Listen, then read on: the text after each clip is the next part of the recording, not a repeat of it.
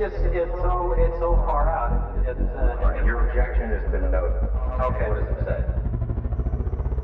Network containers.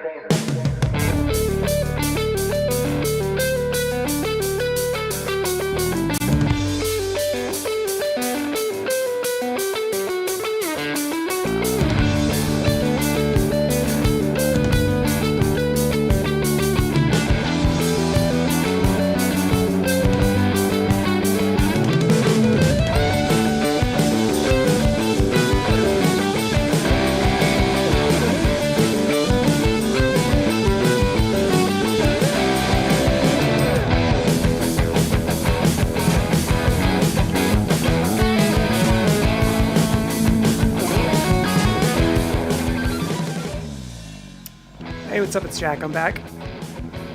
Today I'm doing something a little bit different. That's the new song I've been working on. I'm not coming back to that quite yet. Maybe later today, but not right now. Something that I've been needing to do for a while, I suppose, is... Oh, that's my fan. That's really loud.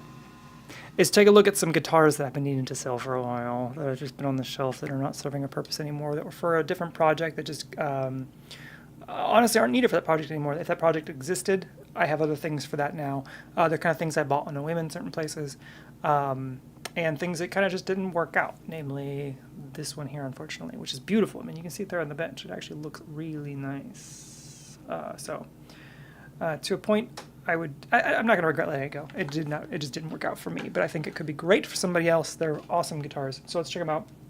And ultimately, like, I don't have to sell them, but like, I figured this would be an interesting stream to try out. So we kind of, it's like, these are guitars I need to sell, but also I'm going to review them because I never like reviewed them. So first one I'm going to take a crack at, I think, will be the Supro.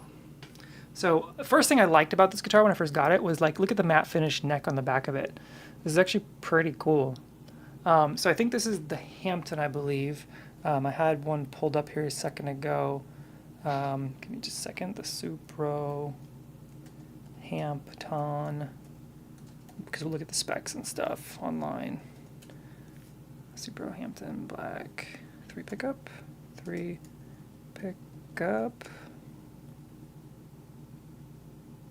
That's an Elevation.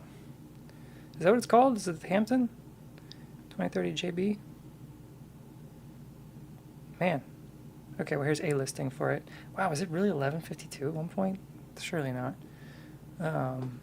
This doesn't seem right to me. Russo Music, I wonder where that's at.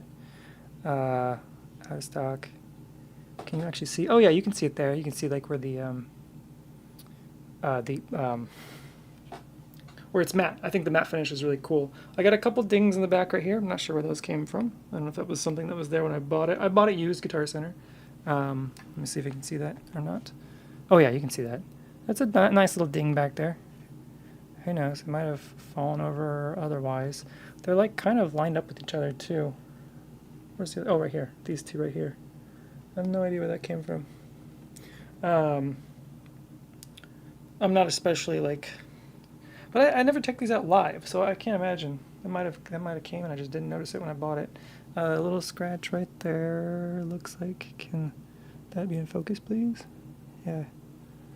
So it's not a perfect guitar. The thing that kind of sucks the most, I think, is you can see there where the foil is kind of wearing away. I'm not sure if that's from play or what exactly. If I get that close enough. Can you see that where the foil is like, it's almost like it literally is paper foil and the paper is coming up just from play. You can see the rusted screws on the top where looks like just from, I don't know, what, the thing is, I never really played this guitar. This guitar is basically sat. Well, it doesn't matter who did it. It is what it is. I don't know if I did it. I don't know if it came like that way. I don't really pay attention to that stuff on guitars very much, and this was definitely during an era when I really didn't care. One of the things that I think would have been really cool about this guitar that I talked to someone about doing at one point was where these edges hit here. I really thought it would have been way cooler if this was matte and then this was shiny, or vice versa, to kind of match that matte to shiny in the back. I really think that's a cool aesthetic. The access is really nice, but let's give it a listen, and I'll tell you why it didn't work out for me. Grabbing my cable. Okay. So I bought this, I believe in California. I think I was doing an event out in California. And it was one of the rare times I didn't take a guitar on the road with me for whatever reason. It's rare that I do that, but I must have been hauling a lot of gear or something. And I think I had like 3 jobs back to back, maybe 2 jobs back to back, and I was between those 2. I went to a Guitar Center. I saw this, and I think in my head, my idea was I was going to buy it. It was a good. I feel like I paid maybe $450 for it, so maybe it was $5. I can't remember exactly, but it was an okay price for what it was. And at the time, this was like very beginning of Grand Kitten. I did most of the album with the Italia. And I wasn't liking the idea of taking the Italia out because the Italia is such a heavy guitar, and in recording it started to kind of like hurt my shoulder. And so I was looking for something else to play it to be like my main live playing guitar. I plugged this in, but I didn't plug it in long enough. I think I should have plugged it in a lot longer to really get a feel for hearing it. Because ultimately what I found was while it sounded really good in the amp and by itself, when I went to record with it, at least for most of what I do, it didn't do that sound. Gold foils are not what I was looking for, but it did do a really cool sound, and it is in one of the recordings. So when we recorded Good Luck Babe, our cover of Chappell Roan's Good Luck Babe, Chappell Roan, I used this guitar for all the clean parts. And actually, I think I wrote that song with this guitar on the clean parts and stuff, and so it worked out really well for that. But then when it came to the chorus, where I needed big chords, it wasn't cutting through for me. It was its own cooler sound, and if I was going for something that was like a lot more fuzz-based stuff, I think it would have been really cool, and it would have worked really well. And actually, that's what the sound was that I had going. But ultimately, that just wasn't the sound that I needed for that particular track. I needed something that was more Boston-like, and that cut through, and ultimately that became the Les Paul naturally. Let's get this pulled up, and we'll give it a listen.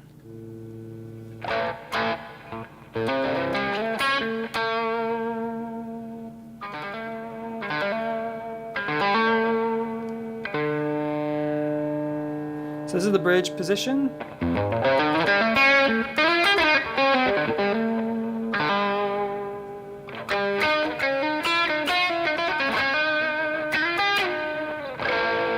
Yeah, stuff it out in tune. Let's tune it up a little bit. Maybe, oops, sorry, not that one, this one.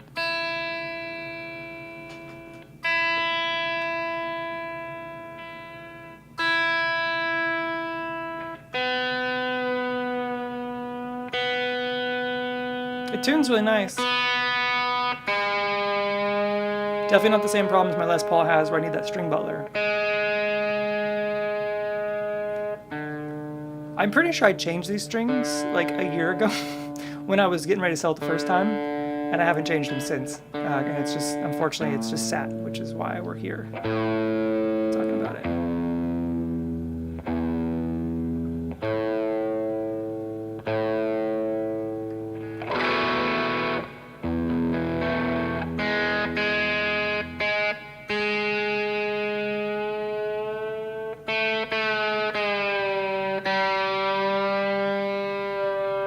Just realized I tuned a G sharp instead of a G.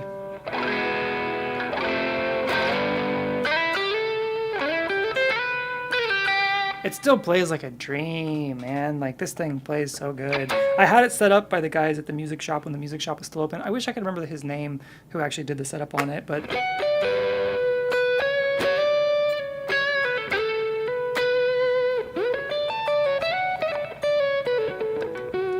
Let me get a little more of a booster here so you can see this thing. My chair here just doesn't go up high enough. I'm just stacking my clothes under me. A little better? That's a little better. Let's do it this way. Cool. Wait, which way do I need to go? Oh yeah, I need to go this way, not that way. That's better. So that's the look.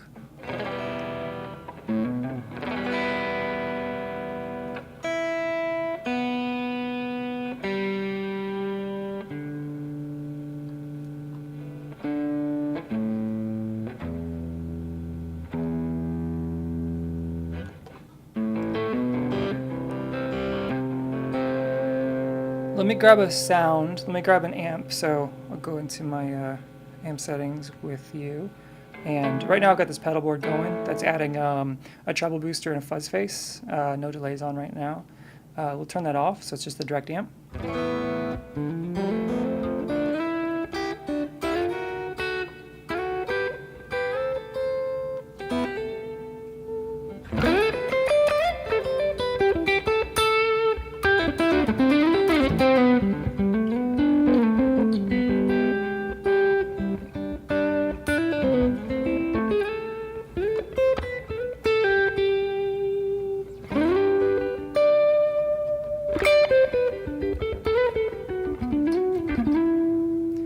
To the, let's bring the bass down just a tad, the mids down just a tad, trying to treble up a little bit. Presence is pretty good. Bring the gain down just a little bit, and we'll get a little bit cleaner of sound. Also, let me change the sunshine to a Boutique 212.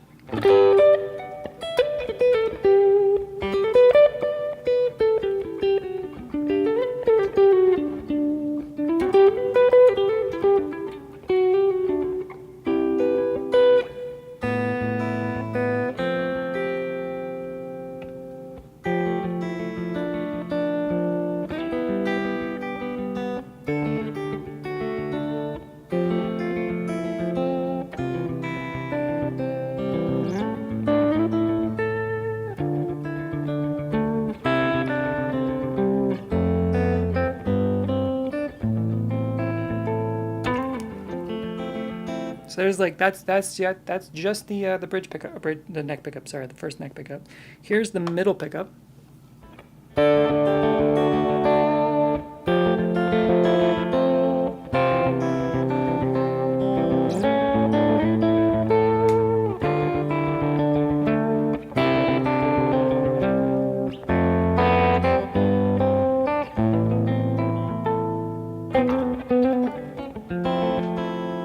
Here's the bridge pickup.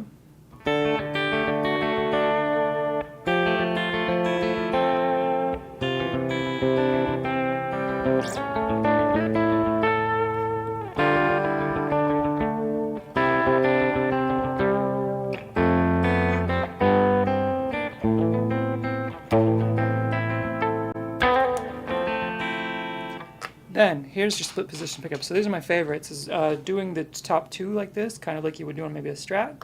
So here we go in this position. Actually, this isn't my favorite. My favorite is these two, I think, stacked together. But still really sweet here, right? Versus. They're all fairly close. Let's try. Here's the top.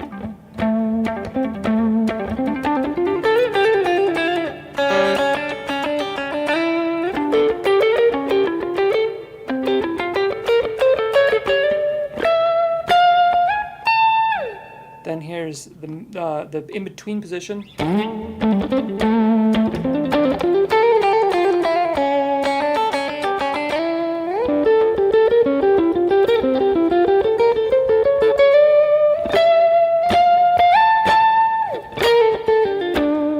Then here's just the middle position.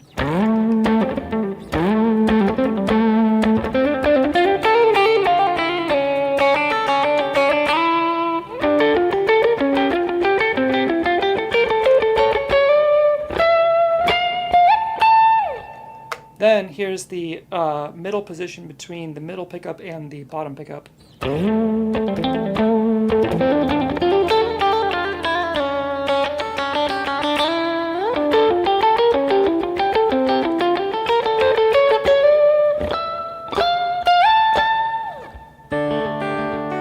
This is my favorite. This has got that like Mark Knopfler, like the Dire Straits Sultans of Swing.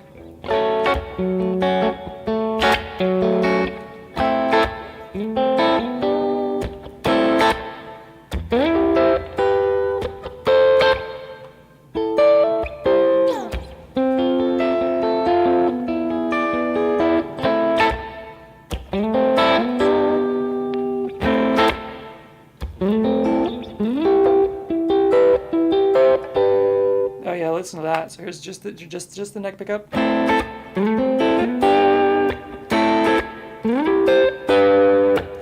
Just the middle pickup.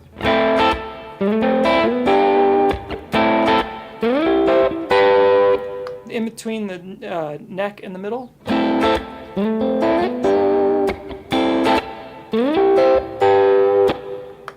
In between the bridge and the middle.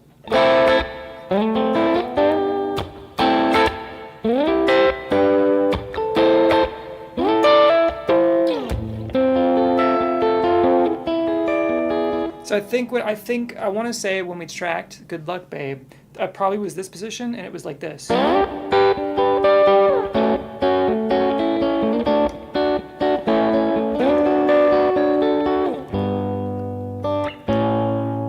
can say. What did I do next? It's fine, it's cool. You can say that way you're nothing, but you know the truth. Oh, it's been a minute. Guess I was the fool with the arms out like an angel through the car. There it is. But also, it was a much cleaner amp, so check this out. Let's, I'll leave this amp here. We'll kill this EQ and just do a different amp. I'll do another amp designer, stereo. We'll kill this amp here. So now let's just do like, this is like a Vox AC30. Give it some gain, give it some this, give it some volume. It's a bit too much gain probably. And we'll bring the treble down, bring the bass down a little bit, bring the presence down a little bit. Probably too much output there. It's a little too much gain probably, yeah. Let's bring that gain down.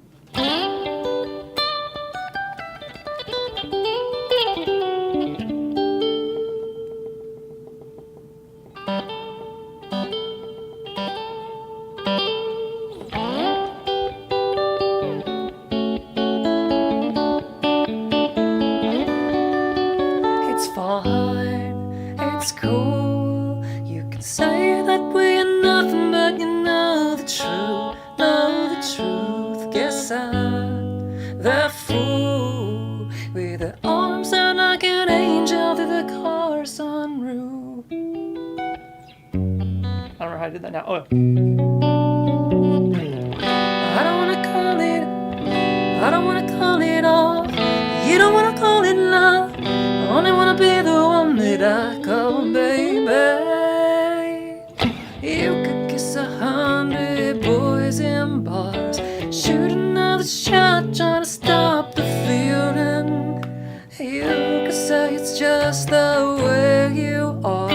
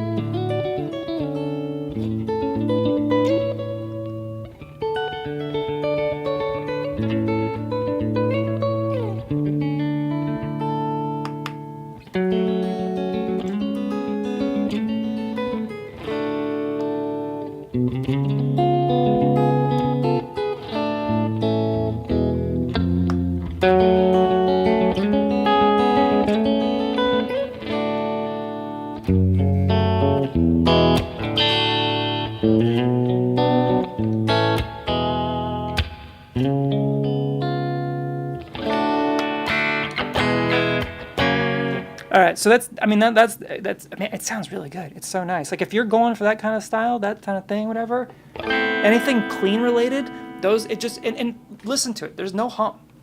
Like, this room is notorious for hum. If I plug in my P90s back there, and even sometimes my my humbuckers, whatever, especially the single coils, you'll hear it with the Fender here in a second with the single coils, like nothing. And I'm on just the bridge.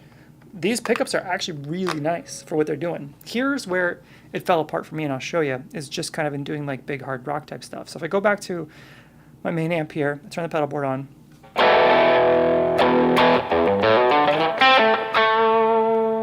Let me juice it up a little bit, so bring the master down quite a bit. I'm going to bring the gain up to 7. Bring the mids and the bass up a little bit, bring the treble down.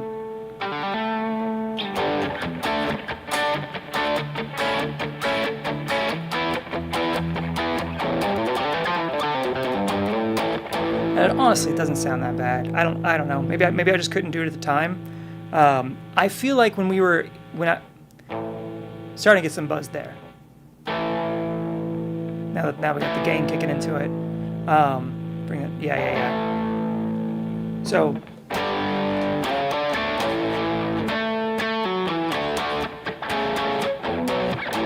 this was the chorus part. You could kiss 100 boys in bars. Shoot another. Oh wow, I can't remember. You could kiss 100 boys in bars. Shoot another shot, trying to stop the feeling. You could say it's just the way you are. Making the excuse, another stupid reason. Good luck, babe. Good luck, babe. You have to stop the world, have to stop the world, have to stop the world, trying to stop the feeling. Good luck, babe. Good luck. I mean, honestly, it sounds fine. Maybe I couldn't get the tone of the day. Let's try a new song.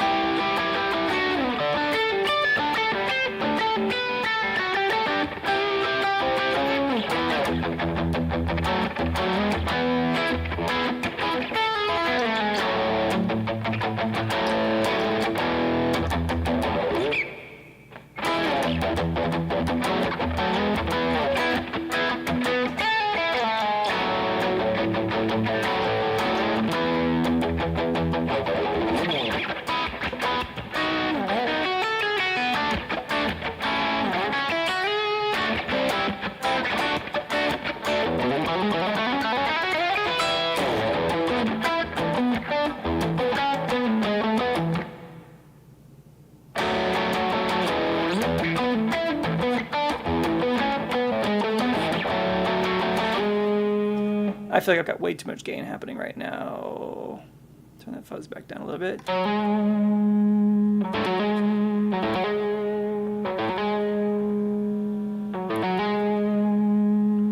We'll bring this down just a little bit.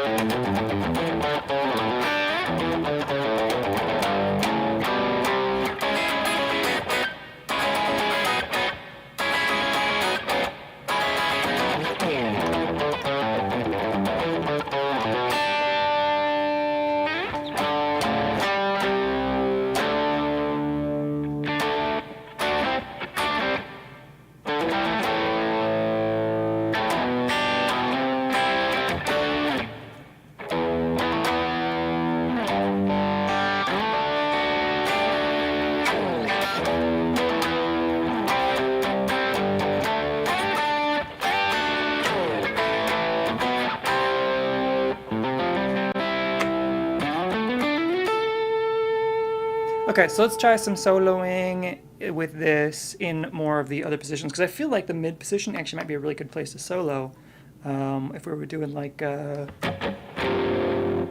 on the song, on the first song on the new album, The Journey Home. We've got the opening riff.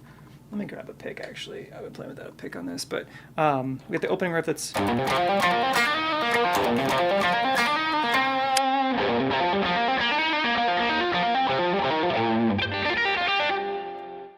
There is a problem. So you may love the position of this because like look how close that knob right there. That's so nice, honestly. But I just totally nailed my hand on that trying to do that.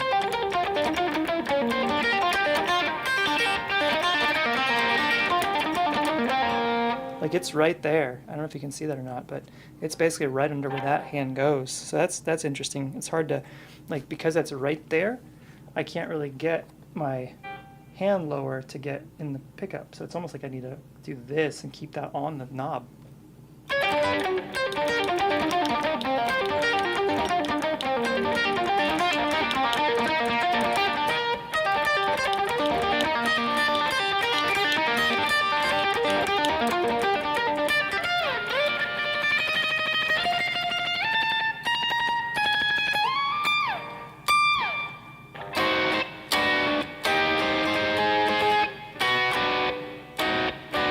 I can't remember the part.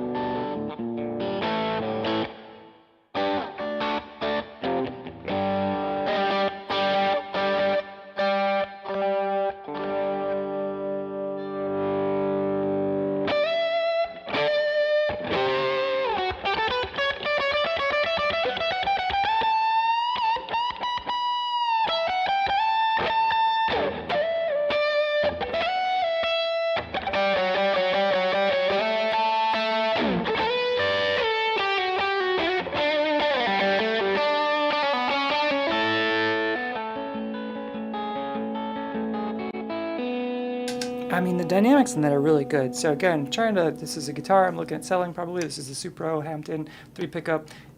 That's pretty nut. That's like, the thing I'm noticing is like that middle pickup has a lot of bite to it.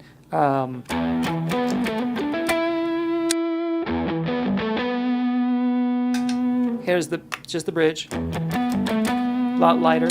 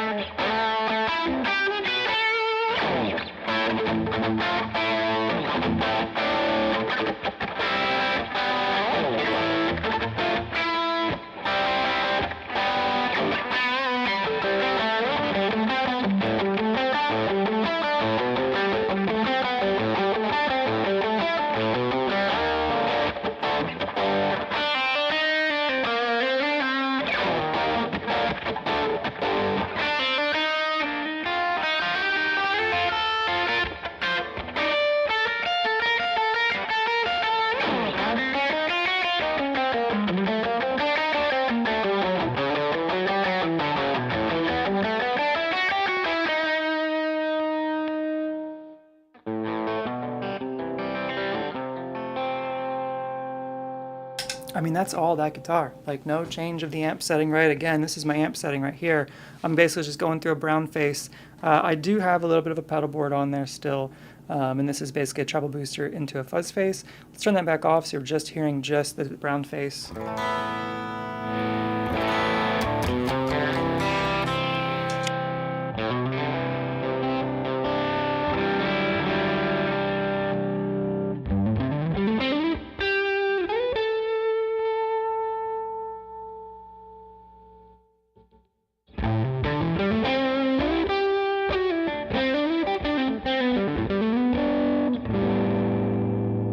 A lot of low end. You hear that? Like, there's a lot of...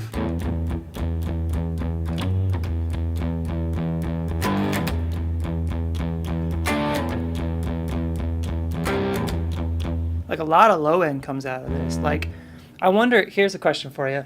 Do you think you could play bass and guitar at the same time with this? That'd be interesting, right? If you're doing like one of those bands where you're doing both the same thing at the same time. Here's my my track 2 bass tone. Let me throw this bad boy on real quick. So this is like a... And in this setting, what I've got going on here is we've got the octave hitting, we've got a fuzz face, it looks like, and then probably a flip top.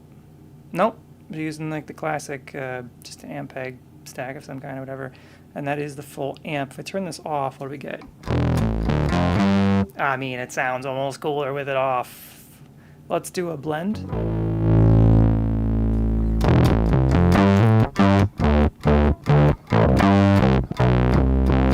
So obviously if you're going into a proper pedal, not just like directly through Logic, you'll get better latency and stuff. But let's check this out. So let me turn my guitar amp back on. I'll have to turn the bass down.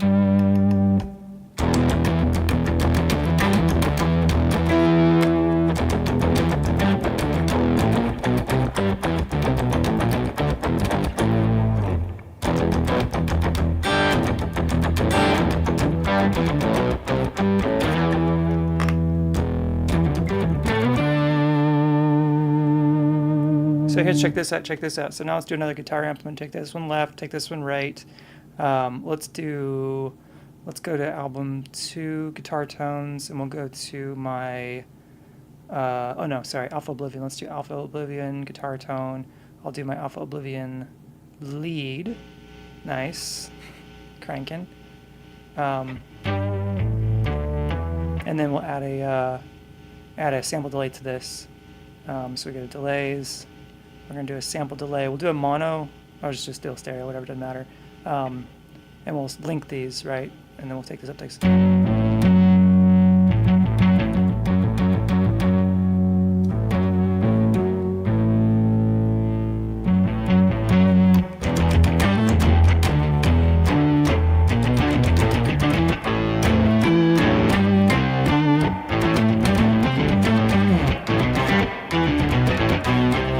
Probably too much reverb on one of these. Probably on this amp here. Oh yeah, we're going to a pawn shop amp. That's awesome.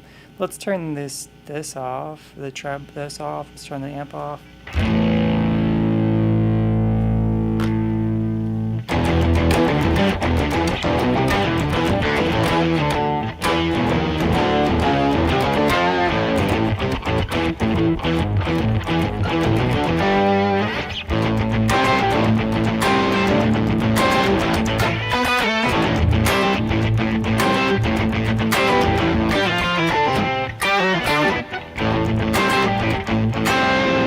That's not a terrible sound. But anyway, the point is this thing's got like a hefty amount of low end going on.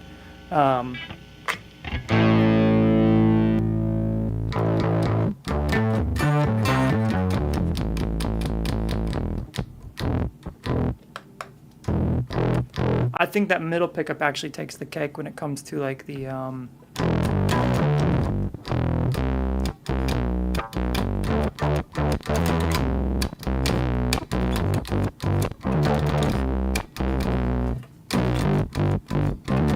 that's what the tone rolled off.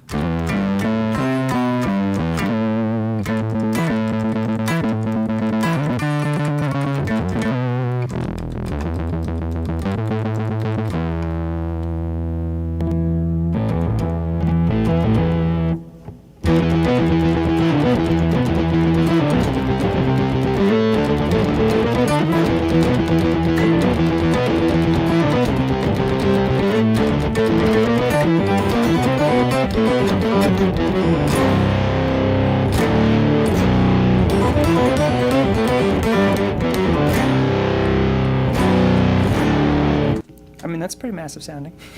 Let's hear just this guitar on the left.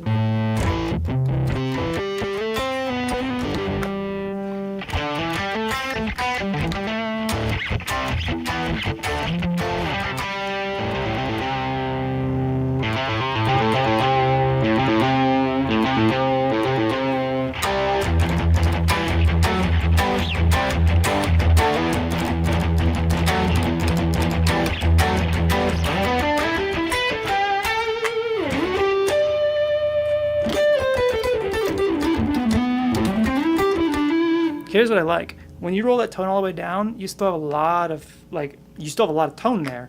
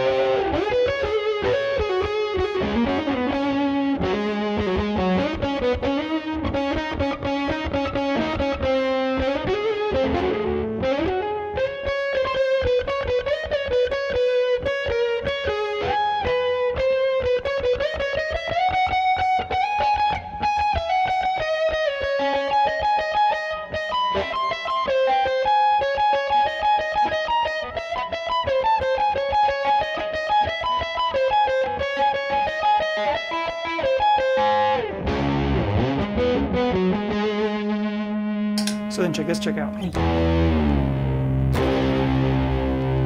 We go all the way down to the C. Oh, what's up? Greetings from Neural DSP. Have you done anything with the Neural DSP? Just thought about getting Tone King Imperial Mark II plugin, getting used to it and finding it fantastic. Honestly, I have not. Dude, thanks for checking in. No, I have been Logic in the box from day one and always have been. I feel like I've spent more of my time trying to just focus on like writing cool parts, writing cool riffs, and like not to say tone chasing isn't awesome. I feel like I spend so many years tone chasing, but then I feel like I spent so much time tone chasing, I wasn't writing as cool parts anymore. But sometimes the tone inspires the parts, so that's not to say it's not a good idea. But I definitely wish I had more time to check out that kind of stuff. But I'm so familiar with Logic at this point. Kind of what I was showing before you jumped on was basically like this is I'm going through a brown face, which is kind of like one of my go-tos. In this case, I'm going through the Boutique Retro 212. But I think at the end of the day, it's all awesome. It's amazing how fast you can pull up something, whether it's a neural DSP. I've got a Tonex over here I've been playing with a little bit. But when I record, I kind of record directly in Logic in the box, just because I try to record at the speed of my brain and not get bogged down by kind of like looking for the next thing. And so if I have an idea, I know it sounds good in Logic in the box, and my computer doesn't get bogged down, and then I can just write, and I'm good to go. And there's the pawn shop amp I'm using. But thanks for. I mean, that's a good thought. I definitely would love to try that sometime. Here's what I really love to do. It'd be sick to actually play a Tone King Imperial Mark II in real life, an actual Tone King, because I have watched several reviews of those things. Those things are pretty amazing. It's pretty fantastic. It's like watching Joe Bonamassa and like John Mayer and all these guys who are like the big guys of tone chasing. At least in that world, moving to this world because they're finding that it sounds just as good. And I feel like me as a player as well, I feel like I felt that way for a long time. What comes out of front of house is so much more important. Well, I say it's so much more important. I think it's more important for the audience experience, and if I can get a better sound out of the digital modeling through the front of house because it's direct to the audience, I think that's much more important than like me having a cool feel on stage. But I've also been in this world for a long time, whereas I got friends I'm working with on a regular basis. They got a friend who just got a head brush, and his band's making him use a head brush because they're trying to eliminate stage volume. He's like, oh, this sucks so much. He's an old Marshall guy, and so we're working together trying to find his Marshall sound inside of the head brush for his headphones so he can finally feel confident playing on stage again. But man, it's a crazy world to be in. But I'd be curious to hear your opinion. Once you try out that Tone King Imperial, I'd be really curious to hear your opinion, what you think. What are some of your go-tos for either recording or playing live? Are you more recording side of things, or are you more of the live side of things? I feel like I do both. So like here we're recording, but then like when I go out to play live, I actually just take these settings right with me now. And when I play live, I'm playing through MainStage. And pulling up the same patches I use in the recording process so I can get the same exact sound. Not sure if that's for the best, but it works out for me okay. But I'm also going with pretty core tones. Right now I'm just kind of effing around. I seem to have become familiar with Reaper and feel comfortable learning all about it. Nice. I think my brother uses Reaper. My brother Vince, he's a big, he was Ableton, and I think he moved to Reaper when he started doing like a lot more recording. I think when I started, I was in GarageBand and then moved to Logic pretty quickly. But yeah, Reaper, I mean, dude, at this point, it's all so good. It's like, just own it. Own one of them and be one of them and do one of them and like just make cool shit. I think that's what's the most important. So I hope you're out there making cool shit as well with all that stuff. This is not the type of music I normally play. I guess I used to kind of play this kind of stuff. But I'm trying to show off this Supro. I'm showing off a couple guitars today that I need to sell. And actually, the more I play this, the more I'm actually like, oh, maybe I don't want to sell it. I was commenting on like the low end of this thing. Like it's got a crazy amount of low end, so I threw a bass processor on it with an EQ. Here's my bass sound now.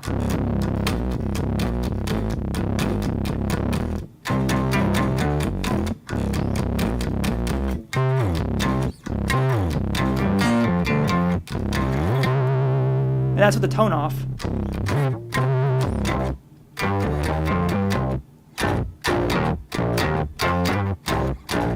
Not a live player. Added learning the guitar to my bucket list when I retired several years ago. Play mainly in man cave. Hell yeah! I mean, that's what it's all about. Like at the end of the day, whatever makes you happy, whatever you have fun doing, that's what's most important. And I feel like honestly, learning guitar later in life is actually almost cooler because you got the money to spend on it. When you're a kid and you're buying your first guitar, your parents buy your first guitar, and they don't want to spend money on a Les Paul and that kind of stuff just yet. And so you're getting like your first guitar, and it's like super crappy, and you're like learning on this crappy guitar, and then you have to like really figure out, do I want to play this thing or not? So yeah, man, nothing wrong with that. Respect, and I hope you're really enjoying it. What kind of guitars are you gravitating towards? What are your favorites? For me, with the Grand Kitten stuff that we do, most of what I tend to lean towards almost exclusively is humbucker guitars. I've got you can see the Les Paul back there on the wall there. I've got a Crestwood that's got many buckers. I'm trying out this Flying V right now. I'm not 100% sure. My wife thinks that's too much of a try-hard guitar, so it's probably not going to stay in the lineup. And then I've got an Italia Mondial that I love so much. That was my main recording guitar. It's also a humbucker bass guitar. This was like bought on a whim, and this is like got those gold foils in it. It's beautiful for clean type stuff. I feel like for like jangly stuff, for like bluesy stuff where you really want that like clean to shine through. It's got that kind of like somewhere between the single coil and the humbucker sound.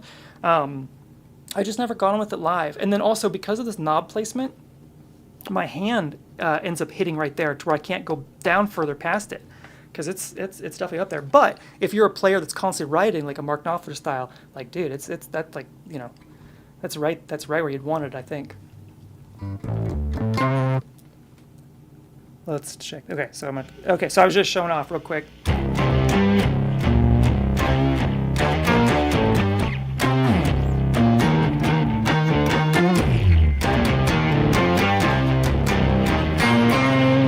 That's the bridge pickup. That's the neck pickup. Here's the bridge pickup.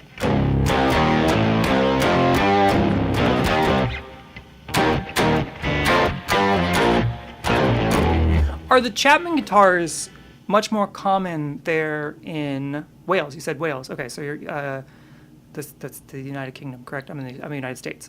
Are the Chapman guitars much more prevalent there? Because I don't think I've ever, maybe I've seen one Chapman guitar in a Guitar Center. I know they're here and they exist, but I've never actually gotten a chance to play one. They look cool. But yeah, flagship in my collection, 2015 Les Paul. Oh, and that's nice. That's awesome. Yeah, that's my main probably recording guitar is this one here. It's just a Les Paul 70s tribute. But all the Grand Kitten stuff is so based on like 70s music. That's where most of my influence comes from and stuff. So when I saw this hanging and it was like $700, I was like, oh, I have to buy that. And that was my first Les Paul I ever bought. That was probably 3 years ago now.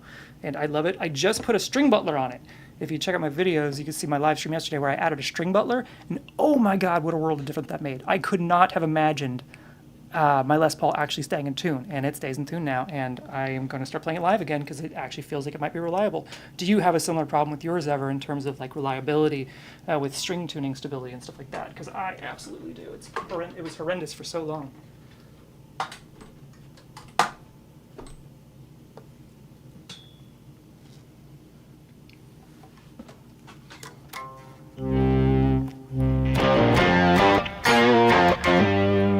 With the tone rolled off.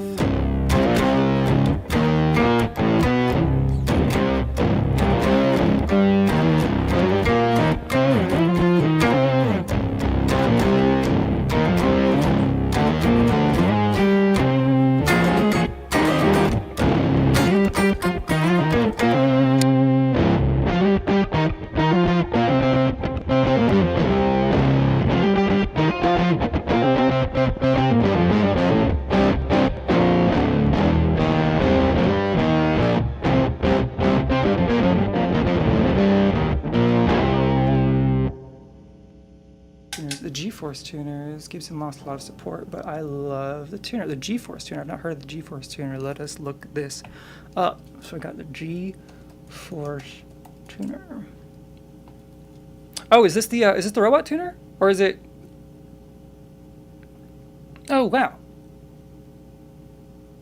I didn't see a problem with these. I never got to try one myself, but I was like, man, if it works, who cares?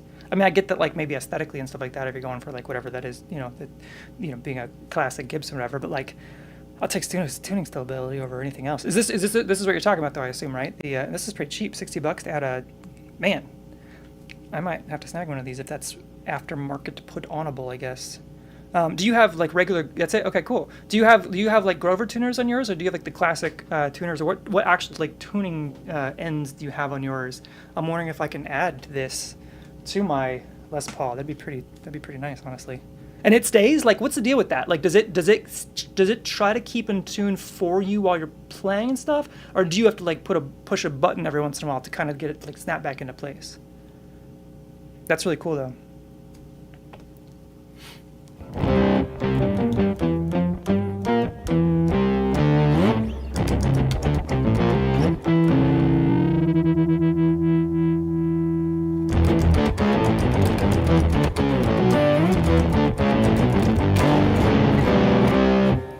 Turn that bass back off.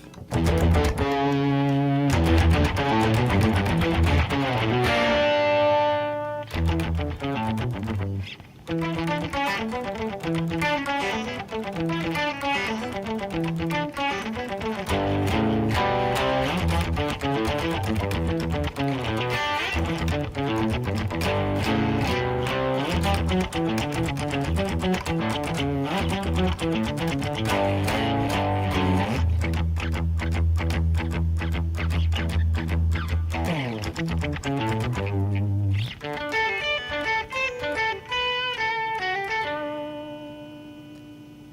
0 here. 0 there. Kill that.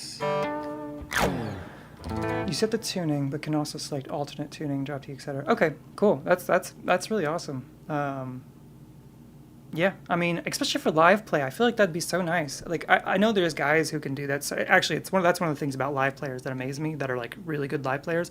When you can sit there and tune and still have a conversation with the audience, that baffles me. And I wish so bad I had like that perfect pitch where I could just like tune on the fly and go. Like, I can tune to the guitar fine, but I don't have perfect pitch to know when it's like perfectly in.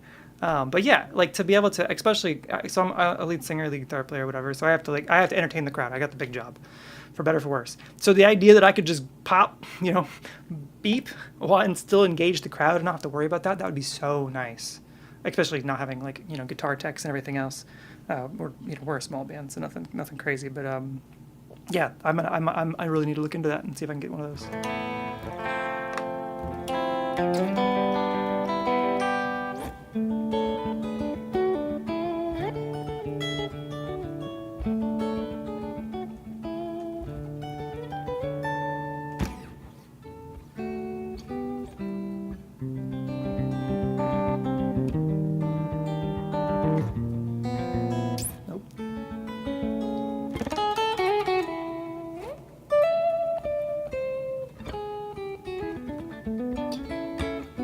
Okay, I need to switch guitars and try the next one. So this has been the Supro.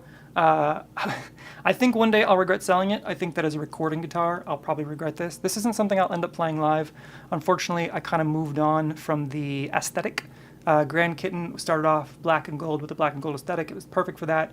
But we moved on from that to more of the white aesthetic and stuff like that. But I think I'll probably end up missing this as a recording guitar. Maybe one day I'll pick up a white version. I wish it was matte. I wish it was matte, because see how much, look at those finger picks it picks up. And I feel like that's the thing about all black glossy guitars. I have a couple of them, and that's the one thing that I do not like, is how bad it picks up fingerprints. You gotta be constantly wiping them down. So let me move to the next guitar. Sorry, I can't get too technical. I'm senior citizen, learning by the day. Oh no, not at all. I appreciate it though. I appreciate you stopping by. I don't get too many visitors on the channel. I'm still a relatively young channel. I mostly just do live streams. I'm not really a content creator. I work in the live stream industry, and I thought, well, as a non-content creator that likes like making content, what if I just go live? Like I play shows live. Let's just go live. So I started doing so. Yeah. Thank you for stopping by. I really appreciate it. I don't get too many people coming by just yet. They see the videos after the fact sometimes. But up next is the Dano Sparkle Baritone. This is such a cool guitar. My main guitar for a very long time was a Dan Electro Dead on 67 baritone. I still have that on the wall back there. I had a band called Hype War Machine, and everything was baritone. I think, well, I say back, we had a few standard songs, but it was either baritone or standard, but like everyone knew us as the baritone band. I played through these old Ampeg V4s, because they had like the cajones to actually like emphasize that low end. Whereas like I can't replicate that anywhere else. In fact, I could never record with this. It's lovely speaking with you. You've gained a subscriber, my friend. Oh my gosh, thank you so much. Much appreciated. Cool. I hope to see you more often when I'm out. I wish I had a more consistent schedule. Unfortunately, this isn't my full-time thing. I still work a regular job like most people and stuff. My job is as a freelancer owning my own business, so it's pretty scattered. So I'm on for good periods of time, and then I'm out for like maybe a month or two sometimes. So I'm hit or miss, but I really appreciate you being here. And it's lovely speaking with you as well.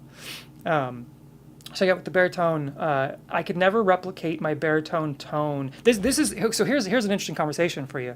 Is it Phil? Phil, I see it's Phil James. Do you go by Phil? You were talking about the Tone King. So I've had this debate with a lot of friends in terms of like digital modelers versus real amplifiers. And I do think the one place where the real amplifier takes the cake, where it's not about tone, it's about amplified projection of the tone, and that comes through the low end. So like the baritone has the longer scale like a bass guitar, and you can definitely get like really nice bass guitar tones. But honestly, if I'm recording a bass, I almost always go DI direct, and I just like the natural sound of a P bass. The P bass direct, I don't need an amp on it when I'm recording. Obviously, I have to project that sound live, So then it gets, an amplifier so you can hear it. But even then, a lot of guys take the DI straight to front of house, and front of house puts the DI direct. Unless, you're doing like some crazy sounds like a band like Muse or something like that. But especially most of the classic stuff, you could take a DI direct from a P bass right to a PA system. They'll do a little bit of EQ sweetening, stuff like that, but you don't need much else. The bass does what the bass needs to do. I feel like the baritone kind of has that similar thing. You obviously, if you're doing some heavier stuff, you want to put some gain on it, but you need an amplifier that can actually have the woof low end to make the baritone feel thick. And to me, what I always wanted with the baritone was I wanted to feel like a massive warm bear hug. It wasn't about being chunky or heavy or slicey or metally. I wanted to do big riffs that felt like a big warm bear hug. And that was the Ampeg V4. I had to do that playing through a 115 speaker or a 215. Usually it was just a 115 PV speaker. This one doesn't quite do the sound that my other one does, but it's close. Let's see if I can get close to that sound of what my normal tone would be. We'll turn the pedal board on. So the first thing I have to do is take the treble booster off. We'll turn the treble booster to full instead. Because these pickups kind of already take a little bit of the low end off and stuff. I'm going to crank this up a little bit, crank the fuzz up just a tiny bit, and they're probably going to have to EQ the amp a little bit. So I'll take the gain down just a tiny bit, take the bass down just a tiny bit, put the mids up a little bit more, maybe take the treble down just a little bit, and let's see where that gets us. Too much bass out, for sure. And maybe I need to crank the mids back a little bit. A little less mids. Too much bass. It's such a, maybe a little more gain.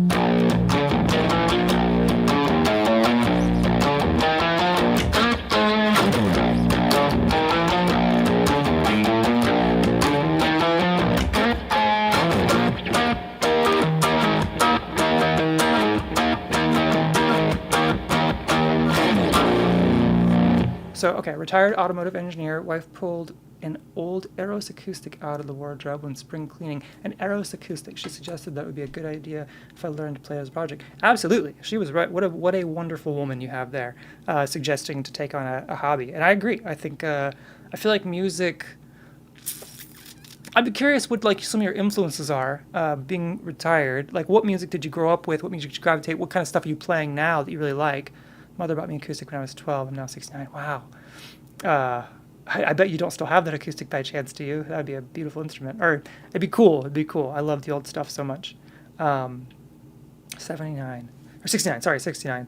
I'm trying to think what music you would have grown up with and what kind of stuff you would have been into now, and what kind of stuff you're jamming on. But no, I that's awesome. She suggested that. An Eros acoustic. I'm curious to see. I don't know if I know of Eros. Am I saying that right? Eros acoustic? Looking at here, is that? I'm not sure if I'm seeing anything. Eros Stern Guitar Live. Eros is a vintage guitar brand that spans a few distinct areas of production, primarily known for European, Japanese-made instruments rather than high-end modern acoustics. Sure, history of the brand breaks down. Oh, wow. Okay, so Italian-made, 66, 1970, original Eros guitars were produced by the Fuseli brothers, Canti, Italy. Many of these feature jumbo dreadnought body shapes like 606 Dakota or 612 Nevada, heavily associated with the Eco guitars due to shared manufacturing.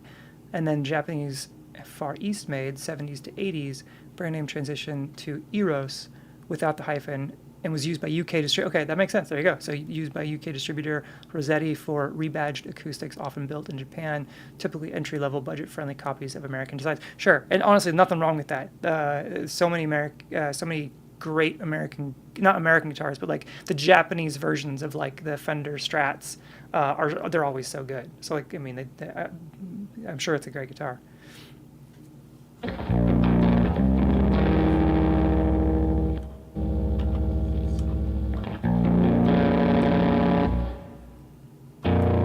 All right, I need to try and get a good sound out of this baritone. Let's try without the pedal board. Just go straight amp.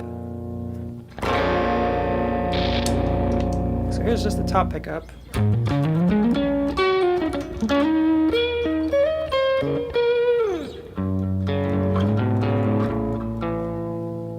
Maybe it needs a little bit more treble.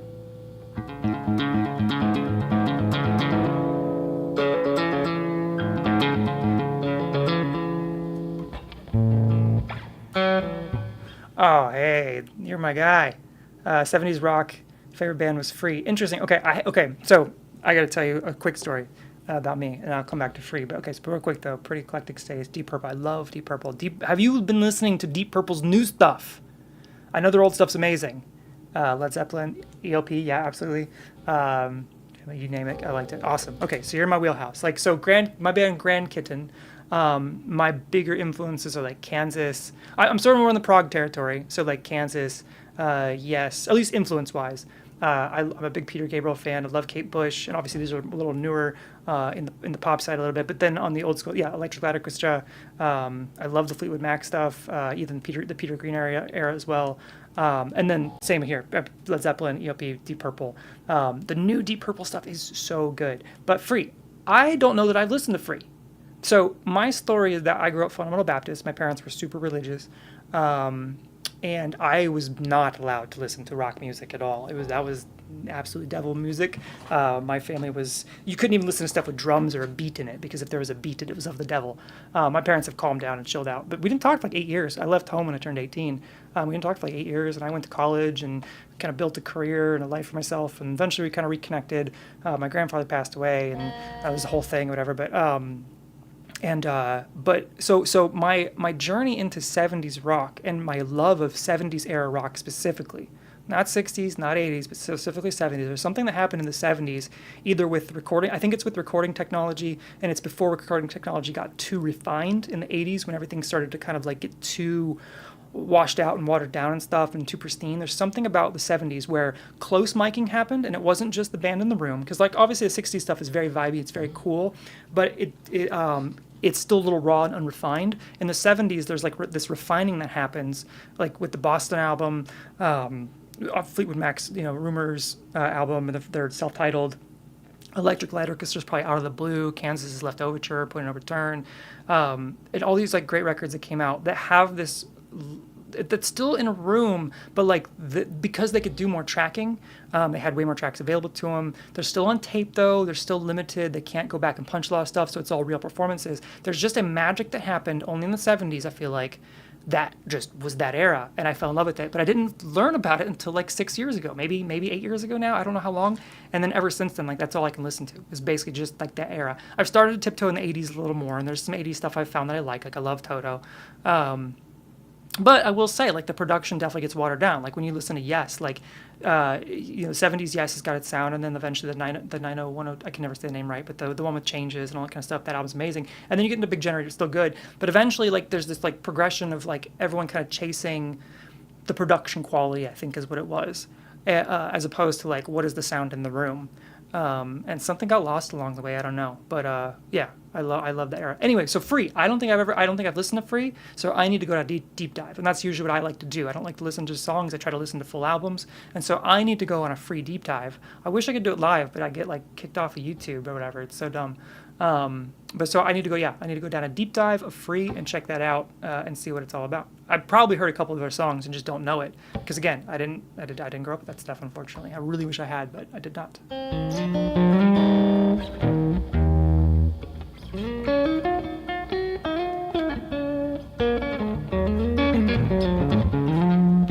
Yeah, and so just in case you hadn't heard, I hadn't seen it, Deep Purple actually just put out an album. I think it came out like 2 days ago, called Splat.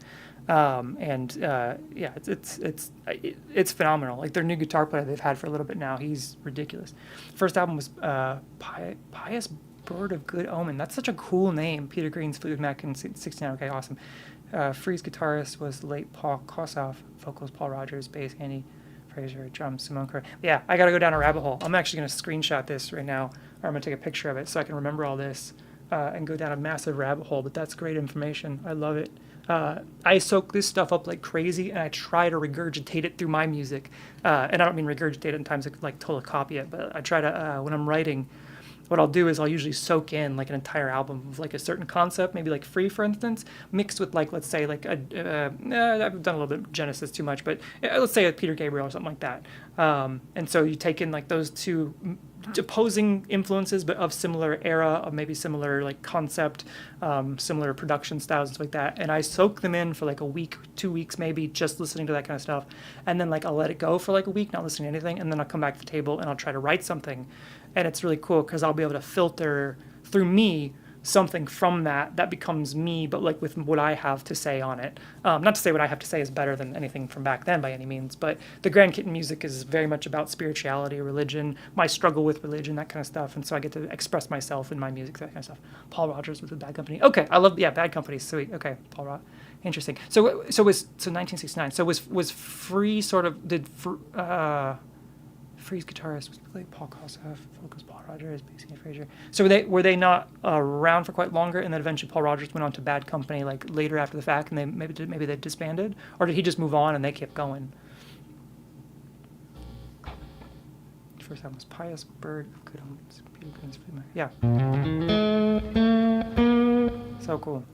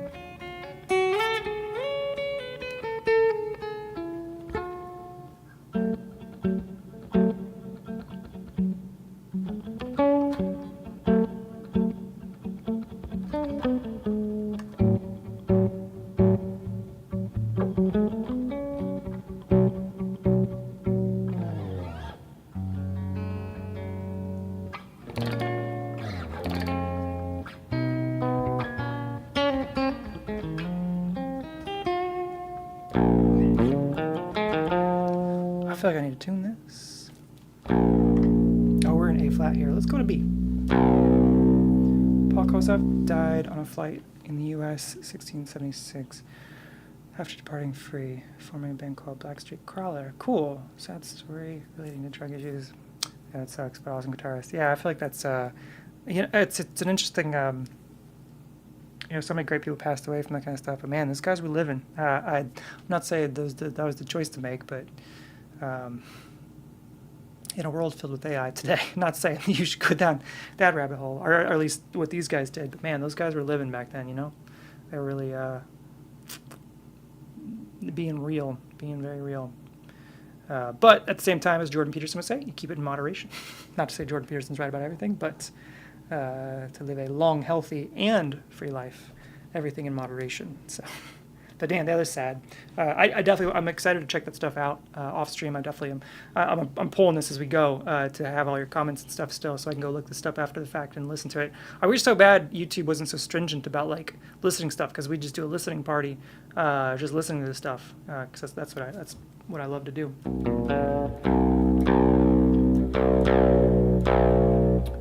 My name is Jack. And the channel's called Grand Kitten because that's the band name.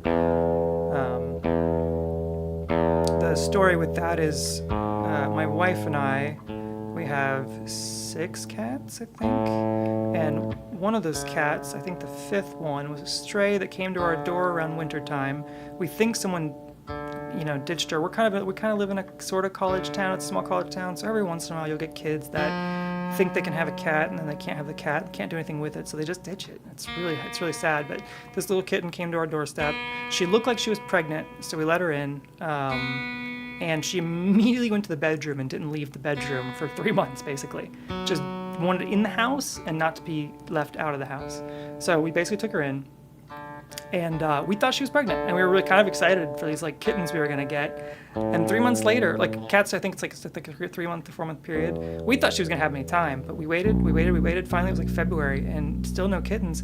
And we eventually just realized she was a fat cat. We don't know if she'd just been eating something weird and had this like kind of tummy. She eventually kind of evened out over time, so she might have just been malnourished or malfed or something like that, and we took care of her. But anyway, I remember joking. I said, "Man, we never got our grandkittens." And when I said that out loud, I was like, "That's the band name," because I really like cats. And I thought it was a cool name. It felt like a 70s name to me, Grand Kitten. But who knows?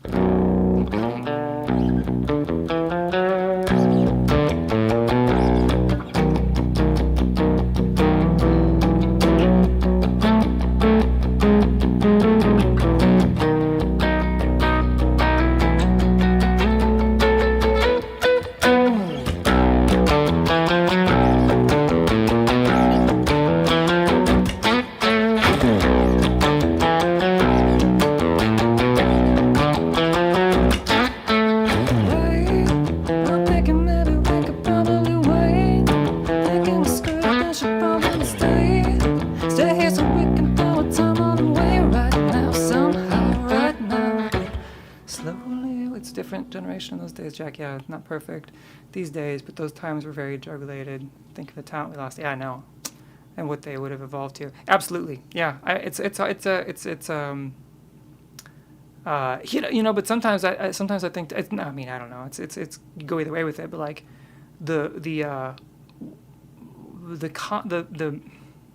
art that was made during that time period is just so amazing. I was just posting on a page yesterday, and I was listening to it last night. I was listening to the 1977 Yes concert. I think I got it to pull up still. And it's mind-blowing what these bands did, and completely 100% real back then, just riding the lightning absolutely. I'm not saying there's not people out there nowadays that don't do it, but it's just like, what was in the water or the drugs, feeding that life into that kind of stuff, whatever, where it was just the brightest candles burning the brightest for the shortest period of time, producing some of the coolest stuff that will ever exist. And that's what it took to maybe have that stuff be real and exist. And unfortunately, it's gone and only existed for such a short period of time. But it seems like sometimes that's some of the greatest stuff. It's just, in order for it to be so great, there's a toll, a fee. I don't know. Saw Yes in Cardiff in the early 70s. Yeah. Oh my God. I bet that was amazing. What was your thoughts at the time? I mean, okay. Here's the question. You saw Yes in Cardiff in the early 70s. Had you heard albums yet? What was like the talk around there? And was there other stuff out there like that at all? To where like, oh yeah, this band, yes, they're like a better version of blah, blah, blah, whatever. Or like, was that like just mind blowing at the time? I'm curious if it was just like, there's a ton of stuff. So like, yeah, it's yes, play it. Very cool. Or was it like, oh my God, what those guys were doing seemed pretty. It's hard to explain. To me, Yes is like the ultimate version. Like, I'm not a big jam band guy, and no offense to any of it, whatever. But like, I never got into like jam music because jam music felt, while it's very real, it's very human, and it's very in the moment. It also lacks a certain structure a lot of times, or at least its structure is very loose. That feels lazy to me. Now, it's not lazy performance, it's not lazy playing, it's not lazy communication between the band members. What's lazy is that no one took the time to think of like more complex structure that could be. And like Yes is a band to me, and why I love Yes so much is because they're a band that seems like they have both the jam band qualities of like the best of the best musicianship that can just communicate live with through music, but also took the time to formulate and construct really cool complex structures underneath of it that really took you on a journey. And it wasn't just a journey of like this level right here, the same way all the way through, where maybe a guitar solo and then bringing it back. It's like we're going to take you here on the mountain and then back down to the valley and then into hell and then back up back at it. You know what I mean? And that's my favorite kind of stuff, is the bands that really have that musical ability to take you on that full journey, with both refined complexity and raw, real human ability in the moment, if that makes sense. Because sometimes when it's too calculated and stuff, it can be cool, but it lacks it lacks, I don't want to call it the humanity, because it definitely has a humanity to it, but it's too overcalculated. But then when something's too raw, it can be a little too much the same for too long, whatever. And like trying to find that fine line between refined and still retaining its raw qualities, I think is a very fine line to ride.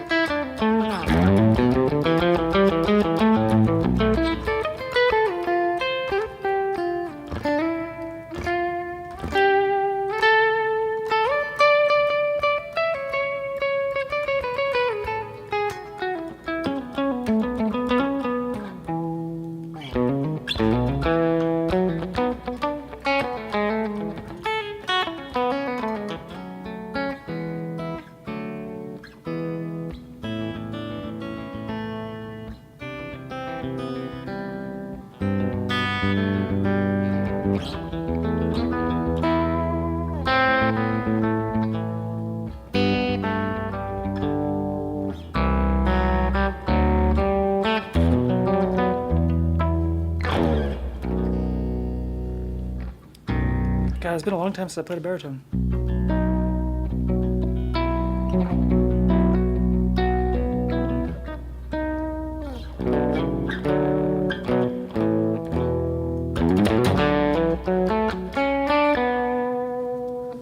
Some of the bands like King Crimson. Okay, yeah, I didn't think about it. I mean, it's crazy that those two things were happening in unison in the UK, like at the same time.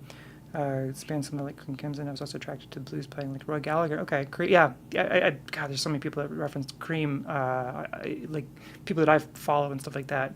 I've listened to a little bit of Cream, but I've never really gotten into them yet. It's kind of I'm still on my musical journey, still kind of like learning all these kind of bands and stuff like that.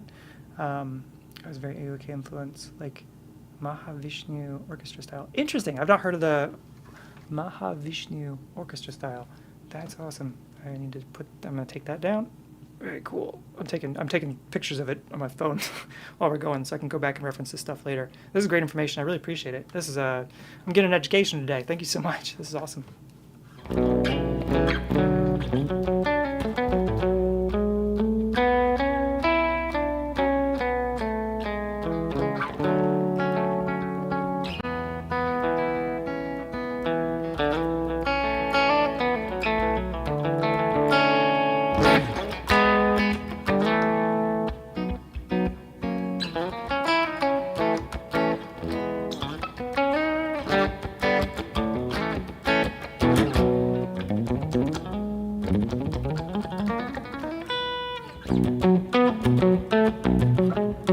Okay,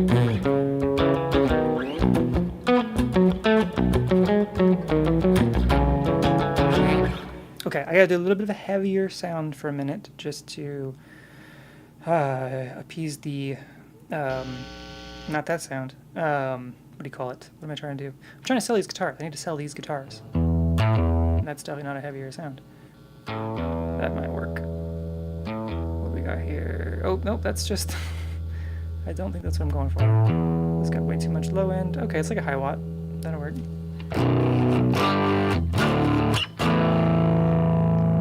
Yeah, trying to sell these guitars and I'm trying to... I'm going to clip this up later for Facebook Marketplace so people can see what they sound like.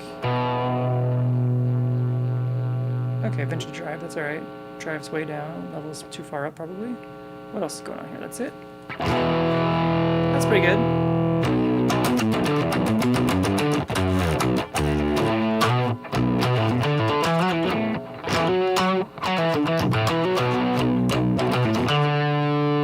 Turn my mic off for a sec.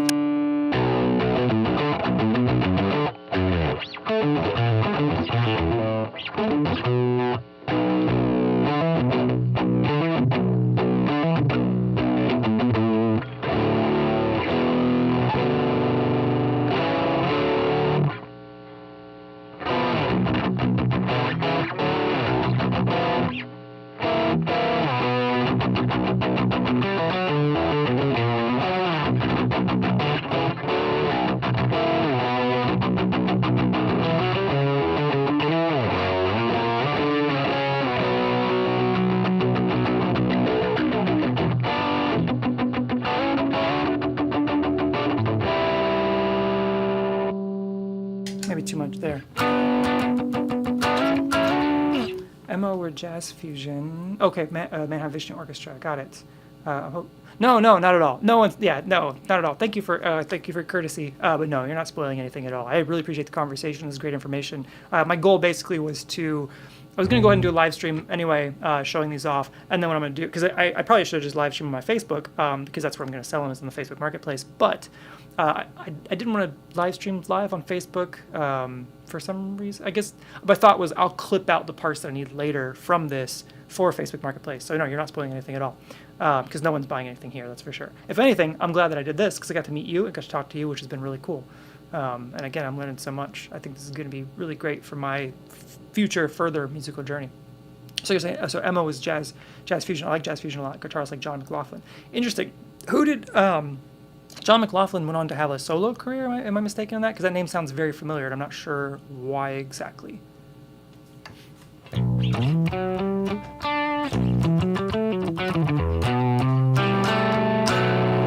Let's put a little bit of reverb on there. Space Designer.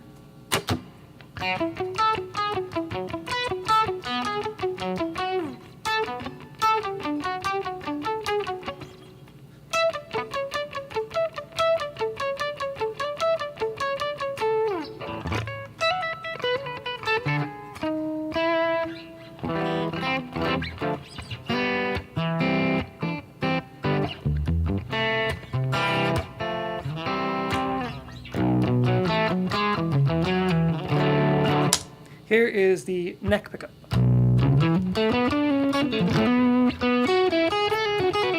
And I feel like this was one of the reasons I didn't get on with this guitar quite as much, and maybe you can make it work a little better than I did, whoever may try to buy this. But it had so much low end on it, different than the neck pickup by itself. Together, they're pretty good.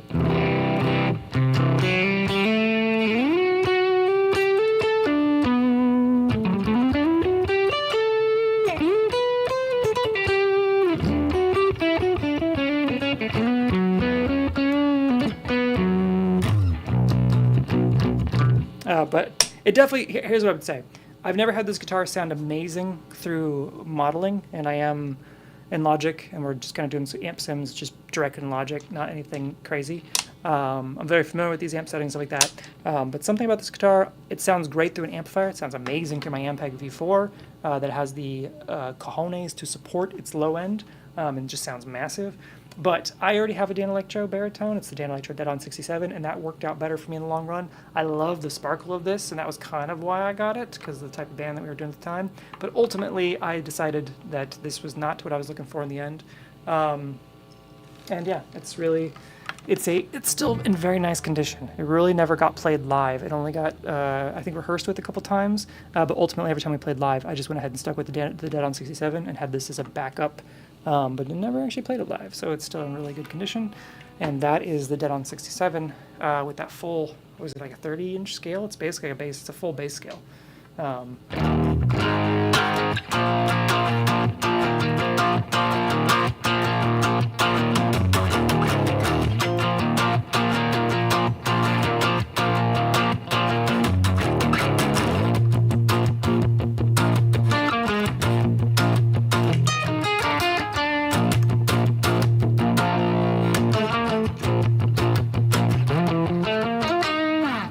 Okay, so McMaughlin then worked with a number of incarnations of the John Mauchline. Okay, the guitar trio, got it. And I think he formed the Free Spirits, a guitar, organ, drums trio. Interesting, no bass. So the organ must have taken on the low-end duties, probably with the organ pedals maybe. That's pretty cool. So the Free Spirits, I need to check that as well. But that's awesome. Thank you.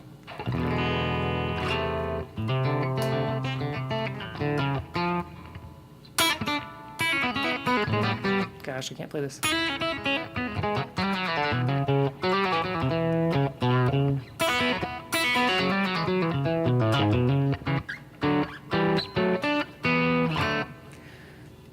Oh, and the plastic's still in the pick guard. I don't think I ever took... Oh, no, I did take the plastic off. Never mind. There's remnants of the plastic still in the pick guard. But it's not scratched up. Anyway, that's that guitar. And I do have the original knobs. I think these are these Witchap knobs. I will not stand here. When you see the pictures, you'll see the regular Dano Electro knobs that came with it. Yes. Oh, and then one other thing to note. These got flipped. I can't remember if I did it, but this is the tone knob, and this is the volume. Easy, easy, easy to flip back around, because everything's just under this one screw right there. So I'm going to leave it as is, because I liked it better like this, because I think it was harder for me to find this here than it was for me to reach all the way back and grab that for doing volume rolls. Alright, so that's the Dano Electro. Moving on to the Fender Baritone, or actually Squier Baritone.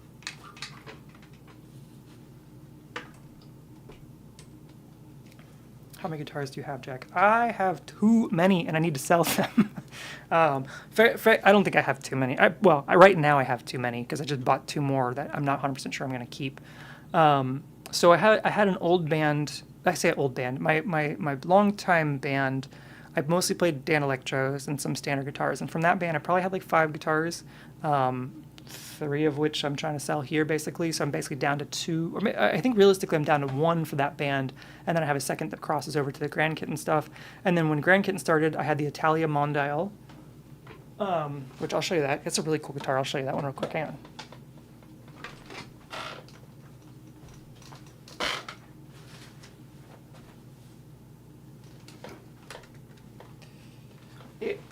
I think if I had to keep one guitar, it'd probably be this one. And the reason being is because like this would be really difficult to find again, I think. So there's headstock, come focus. Really cool headstock. And then what's interesting about this is you obviously see the controls here. That's actually for a piezo pickup that's in the bridge.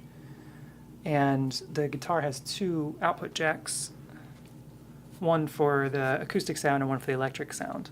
And then with the electric, so you end up with that's an EQ, high treble, high mids, low EQ, and it just slides. So it's a little slider EQ. I think usually I've got it set where the bass is probably somewhere about here, mids are about here, and the highs are about there. It's probably about fair, because it's not an active EQ because there's no battery in here, but it's fairly responsive. My issue is that somewhere along the line, this part of the piezo and the B string doesn't pick up anymore, so I need to get it worked on, so I don't use it quite as much anymore.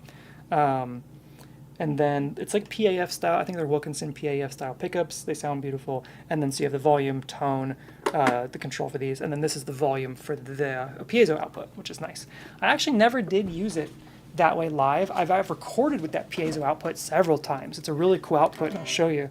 what you can do with it, because it is a really nice sound, to be honest. It's not a super convincing acoustic, but it can work in a mix. So here's electric. Take it back. No, not electric. Oh, and I think I lied. I think it does take a battery. Or the piezo takes a battery. Yeah, never mind. The piezo takes a battery, so it may or may not. Okay, so that's the electric sound.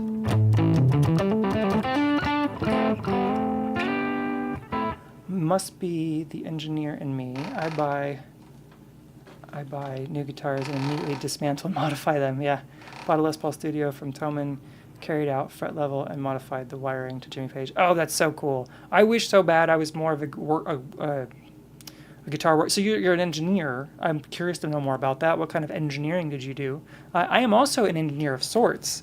I am a broadcast engineer. This is my engineering diagram for America Reads the Bible live stream that happened in Washington, D.C. that I got hired for. I usually just do my diagrams on whiteboards, basically, so I can get a rough idea, and then I transfer them later. But lately, I've been liking them, so I've been hanging them on my walls, my dumb diagrams. But this is like broadcast engineering, so it's not nearly probably as technical as what you do. It's just wiring up, cameras and audio and comms and that kind of stuff. But yeah, what kind of engineering do you do? And that being said, like, while I do some soldering, for some reason, I never took to like working on guitars. I love playing guitars. My first working on guitars was in my last live stream, really, where I installed that string butler, and that was like barely a job, right? I've never changed up pickups. I've probably rewired a jack or two here and there, but never great. Yeah, I don't know. I just don't enjoy it. So it's cool that you do that. I wish I had that in me. Okay, so let me turn back on my pedal board sounds, and let's go back to my main amp. So where are we at? Okay, yeah, here's my brown face. One of these days, I would love to own a Fender brown face. Like, I've recorded with this Fender brown face in Logic so much, I'm so familiar with it at this point in terms of getting like the sound I'm looking for out of it. One of these days, I hope to own one, but gosh dang, I'm not spending $2,000 on an amplifier. Or $1,600, whatever they are. It looks like Fender just came out with a reissue of it, but no, not anytime soon for me. Bring this down, treble booster back on, bring that fuzz down. After my wife's great suggestion, I now have 3 acoustics and 12 electrics. I was involved last off in vehicle insurance claims. 12 electrics. I think you are in my number for sure. I don't know if I have 12 or not. Let's see. I'm looking at. Right now I have 2 Les Pauls because I just bought a new Les Paul for my birthday that just happened. That's that white one in the background back there. That's the worn white Les Paul Tribute. And then I have my 70s Tribute. I've got the Crestwood there. That's the Epiphone Crestwood, so that's 3. Right now I have the V, but that's probably going to go away eventually. Is that 5? And then I have my Thalia. And then I have my Dan Electro Dead on 67. I have my main guitar that I play live right now, which is my Yamaha SLG 200S. Look at this bad boy. You've seen these. This is the Yamaha silent guitar that I put a pickup in because the new album has a lot of acoustic on it, and I actually write with this guitar quite a bit, and it's so light. And I put a pickup in it, so live I could still play the electric parts, and so I automatically switch between the acoustic parts and electric parts with that little, it's a Fishman Dobro pickup in there, and it works pretty good. But I think that's number 8. And then I've got the 3 that I need to sell, 9, 10, 11. And then I've got an acoustic. That would be my 12th, would be the one acoustic. And then the banjo, which you can't see, but I've got a Luna banjo back there that gets pulled out quite a bit. Actually, I love the sound of a banjo on like the classic rock stuff or classic old school stuff. There's something about hearing a banjo doing like a finger picking part. I think like Lindsey Buckingham got big influence by Lindsey Buckingham stuff. I don't know if he actually pulls out a banjo, but there's some stuff he does sometimes that kind of have just adds a character. Like if you're doing an acoustic part, for instance. That's just a really cool, like, or like a,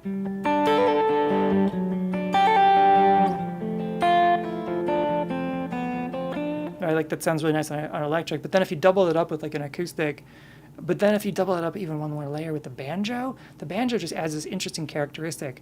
I had a covers tribute album that we were trying to do, and I never released this one, but we were trying to do I'm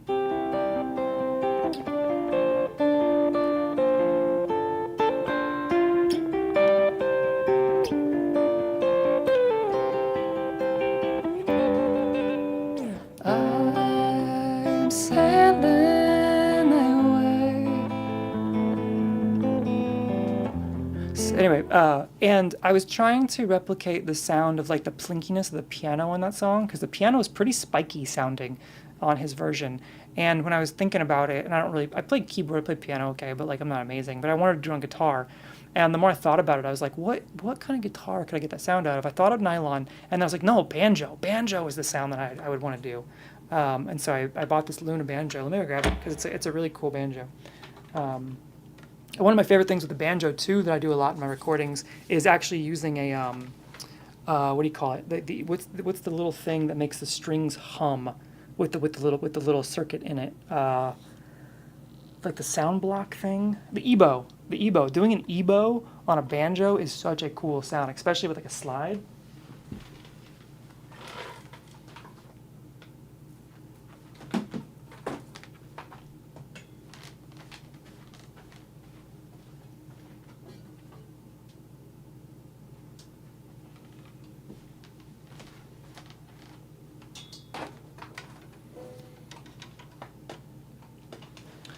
Last buy was a Squire Telecaster, modified it to a 4-way pickup configuration with upgraded pickups, and it sounds fantastic. So doing a 4-way pickup, is that like a bridge and a neck, but then it's like a split coil maybe, a 4-way pickup configuration?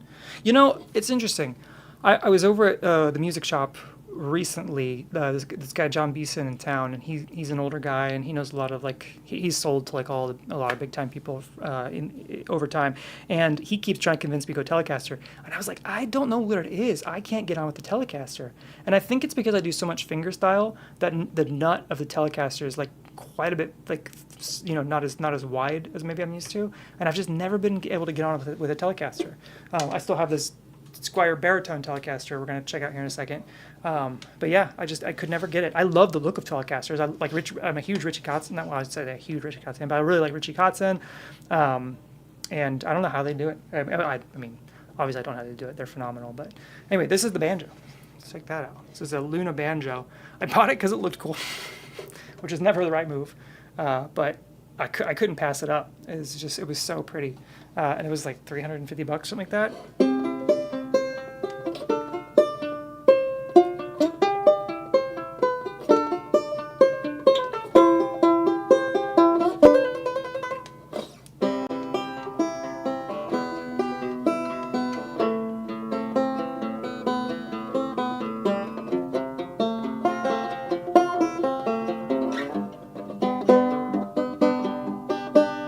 Such a cool sound.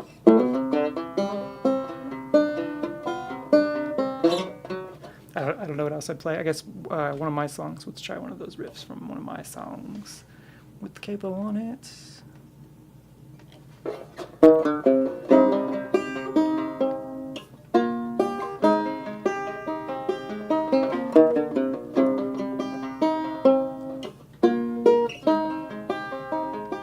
Right. Yeah, I was. I can't remember who I was. I think Jim Lill was doing I was watching his video about the Jimmy Page rundown of like the classic Zeppelin tones and stuff like that, and I was surprised how much of it was a Telecaster.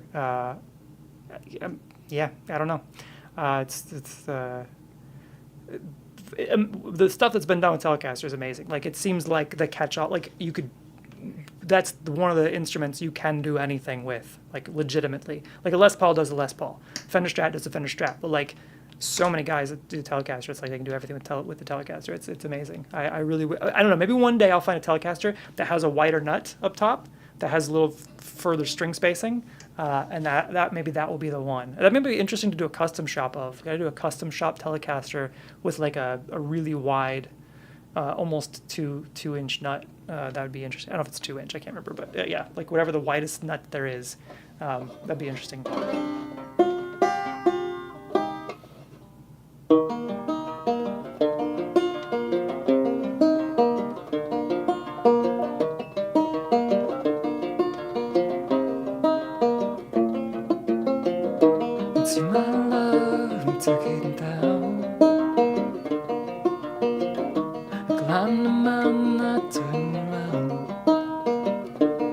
So cool. There was a version of Dio's.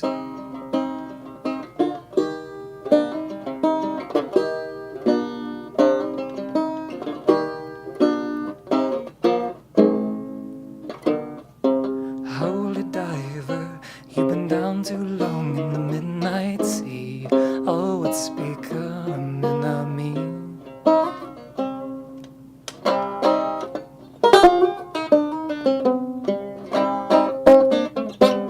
Oh gosh.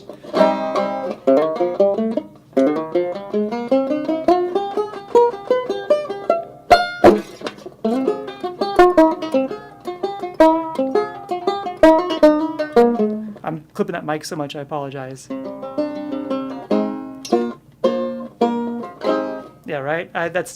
He's, it's funny. If I were to think of like who my guitar heroes are, I actually think Lindsey Buckingham is probably in the top rung. Not to say like I'm a huge Lindsey Buckingham fanboy by any means, but probably some of the biggest inspiration, because he's so songwriting focused.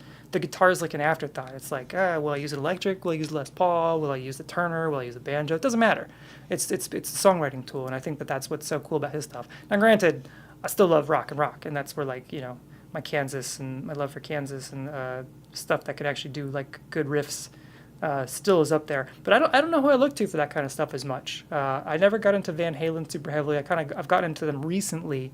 But yeah, I don't know where the rock guitar stuff comes from, but I definitely say Lindsey Buckingham is definitely up there. I didn't learn fingerpicking probably until maybe 5 years ago, and have gotten better and better at it over time. And it's a huge part of my writing.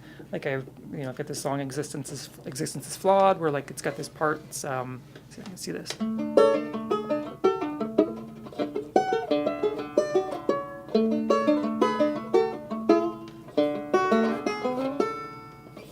Heard you calling my name today. Do I like skin? Oh yeah, and then chorus.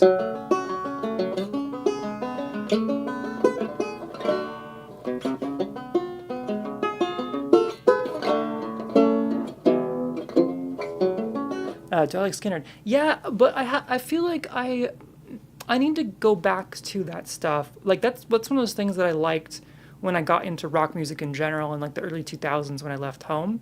And I think it was a part of like the canon of stuff that I liked at that time. Granted, I would have been in my 20s and I know 20s and 2000s, right? But I'm sure I know Skinner was like in that place where I'm listening to modern rock, I'm listening to a little bit of old school southern rock, whatever. I wasn't into progressive yet, hadn't really got into like the stuff I'm into now, but I feel like I probably listened to some Skinner stuff and it was like in the periphery, but never went down a rabbit hole of like Skinner albums so much. I never really got into like the southern rock stuff quite as much, but I really like it. I mean, it's really cool. I think that for me, it didn't get quite as like heady, I think.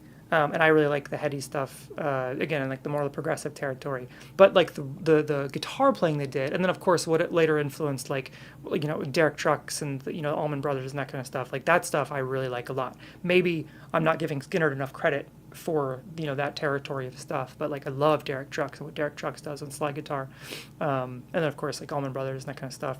My real mom introduced me to that stuff quite a bit, but I never got into the Skinner. I never went down the Skinner territory as much as I probably should have. So that might be another one. You have an album. Do you have like a Skinner album that you'd recommend? You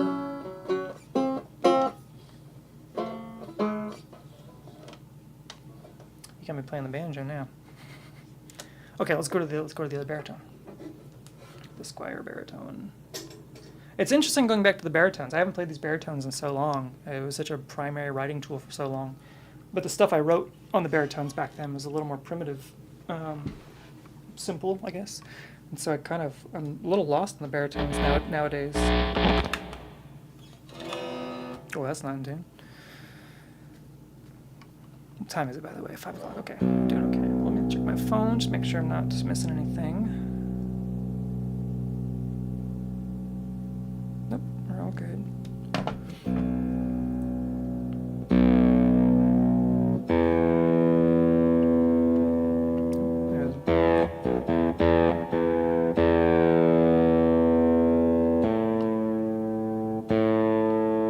This guitar is kind of special. This is my first guitar I played the national anthem live with.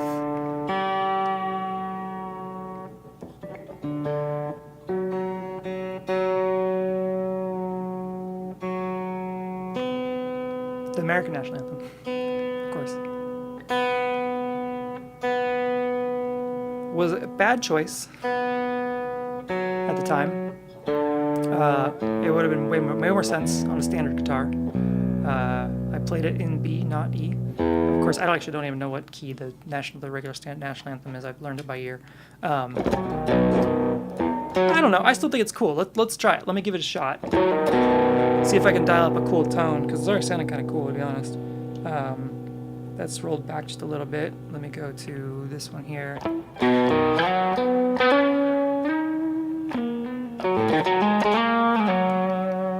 So let's get a little, okay, I feel okay about this. Maybe a little bit more of that, and then a little more Space Designer. So what are we on right now? Right now on the large and bright. Let's go to, let me add a chroma verb in here. The chroma verbs can be really cool for this kind of stuff. So if I go to reverbs here, I can go to chroma verb, stereo chroma verb. That's going to be too much, probably, well, not too much, but that's just like a room sound. If we go to spaces, I can do like, let's try the Collins gates. No, that's not enough. Not enough. We need something bigger. Spaces. Dark Abyss is always cool, but that might be too much. Let's go Cathedral. Why am I not hearing these?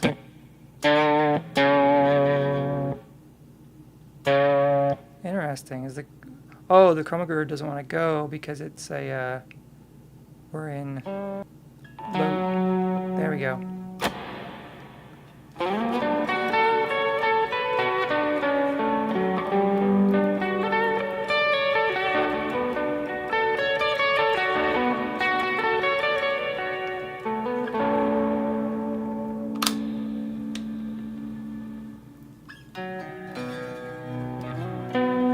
Oh, we need a little more gain on there, so we can roll up into it. Let's bring this up.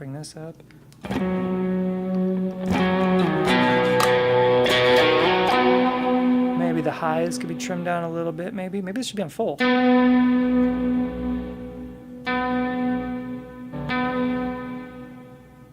Maybe the chroma verb is a little too much.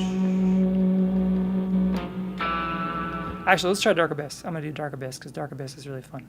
Sorry, you're not seeing this anymore. Dark Abyss, and here we go. Yeah, that big Dark Abyss. Okay, here we go.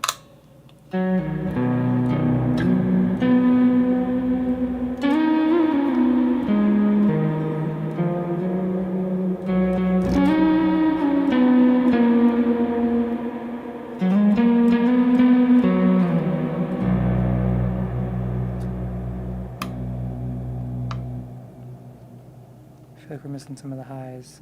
Okay, Dark Abyss is too much for sure. All right, let's try it. Keep moving. 80s nonlinear.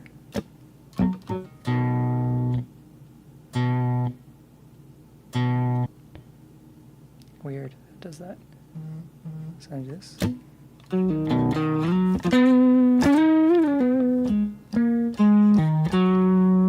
Missing it there. Interesting. Sometimes the chroma verb works, sometimes it doesn't. I think it's kind of glitching out because it's just too much of a processing hog. Alright, let's just stick with Space Designer. I know the Space Designer is going to work just fine.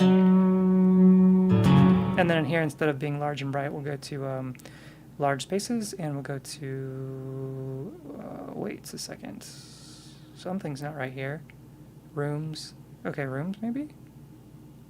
And then big drums. That's alright.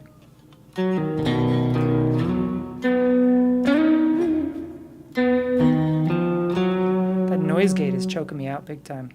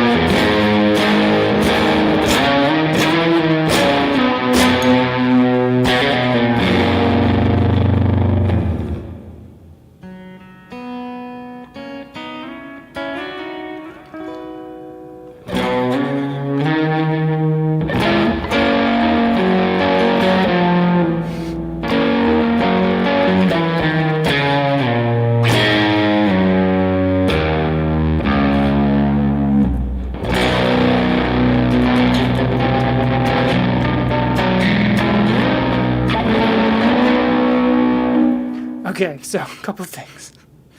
This guitar needs intonated, I believe. Did we tune it? Did I actually tune it? Did I tune it before I did a national anthem performance? That would be hilarious.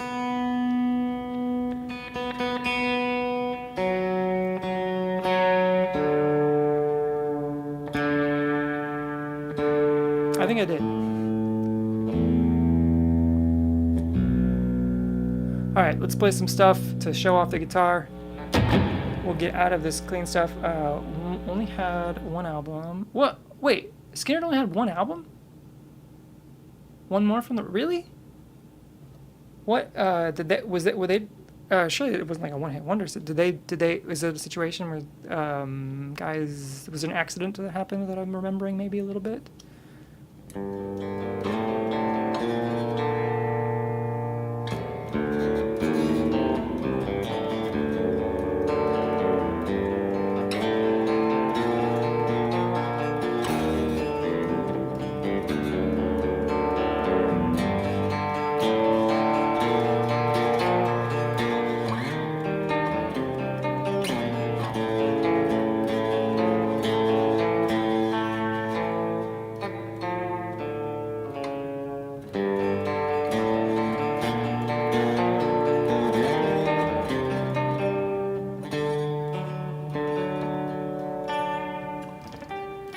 Oh, okay. Oh, you only had one album. I gotcha.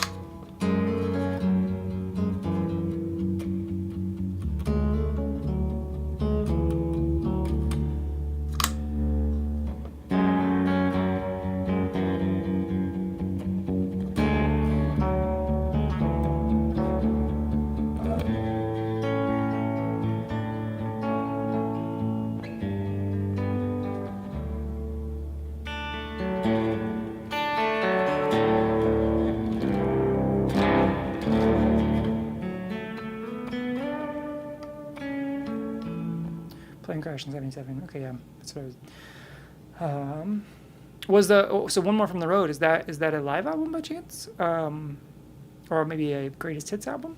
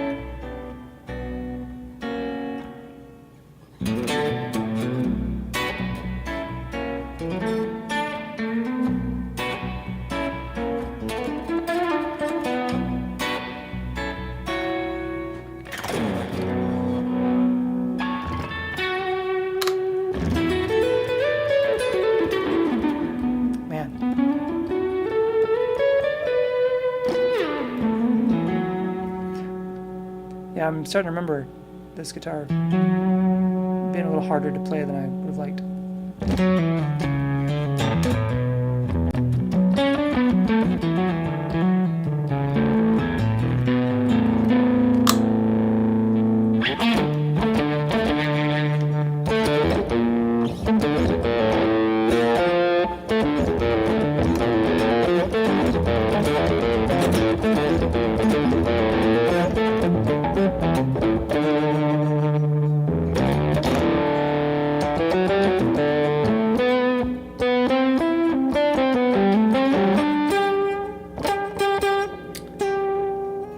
Yeah, this needs a little bit of a setup again. You can hear it choking out in some places pretty bad.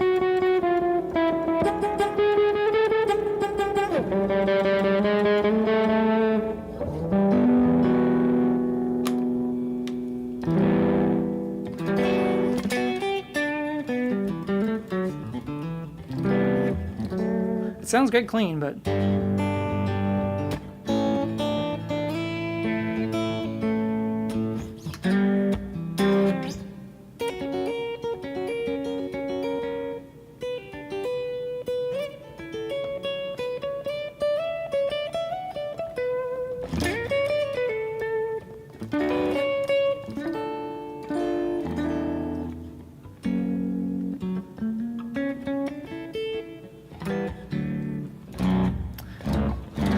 I'm so lost what to play on baritone. What to play on a baritone.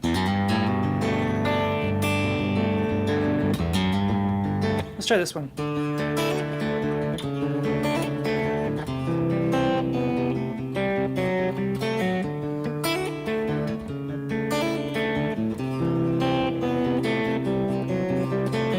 you hear what they say? They're calling out to me. They're calling out my name. Reach for eternity.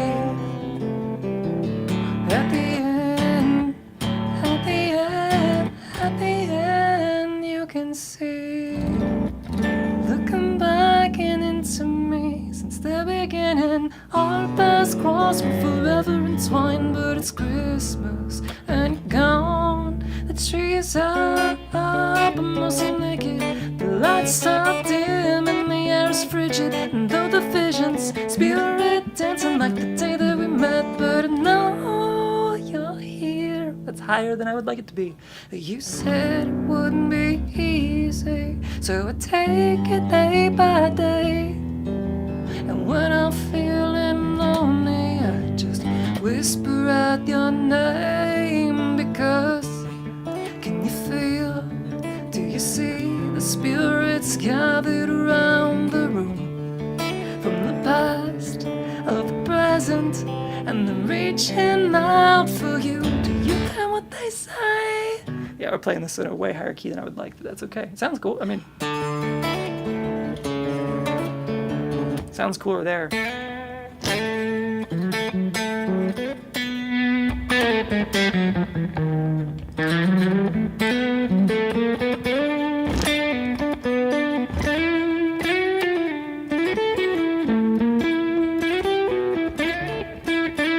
Oof.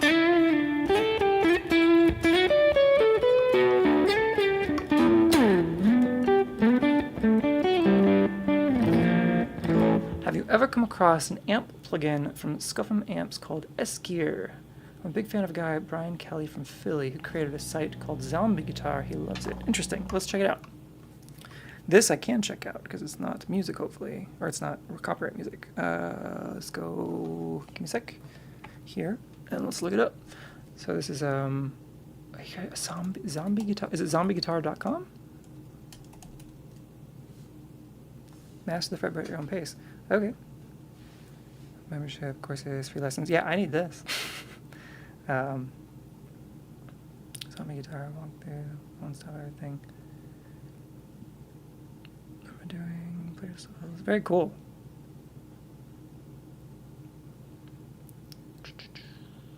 But we're looking for specifically Scuffum amps called FS Gear. Scuffham amps S Gear. Oh, I put Z Gear. Oh, here we go, S Gear. Oh, cool. Do we have a demo by chance? A video demo? SKR software application. Amplifiers. What has he got going on here? Looks like Marshall-y. This looks Fender-y. This looks Mesa-y. Wait, is this his own... did he build his own plugin? How the Z control works? Z... Wait, I put Z. I shouldn't put Z. It's S gear. AI's gonna get confused. Dan Huffs. Oh, here we go. There's a reason. Oh, I like this guy. John. I watched this guy quite a bit. I'll keep this short. True apps. Black Friday, with messing around with this modeling stuff. I started getting into plugins a bit more, and then people in the comments you watch this were guy like, by you should chance? check out stuff from S-Gear. John Nathan Cody. He's such a great guitar player. He's one of those guys that makes me not want to play guitar. I think I write cooler songs, but he plays guitar way better than I do.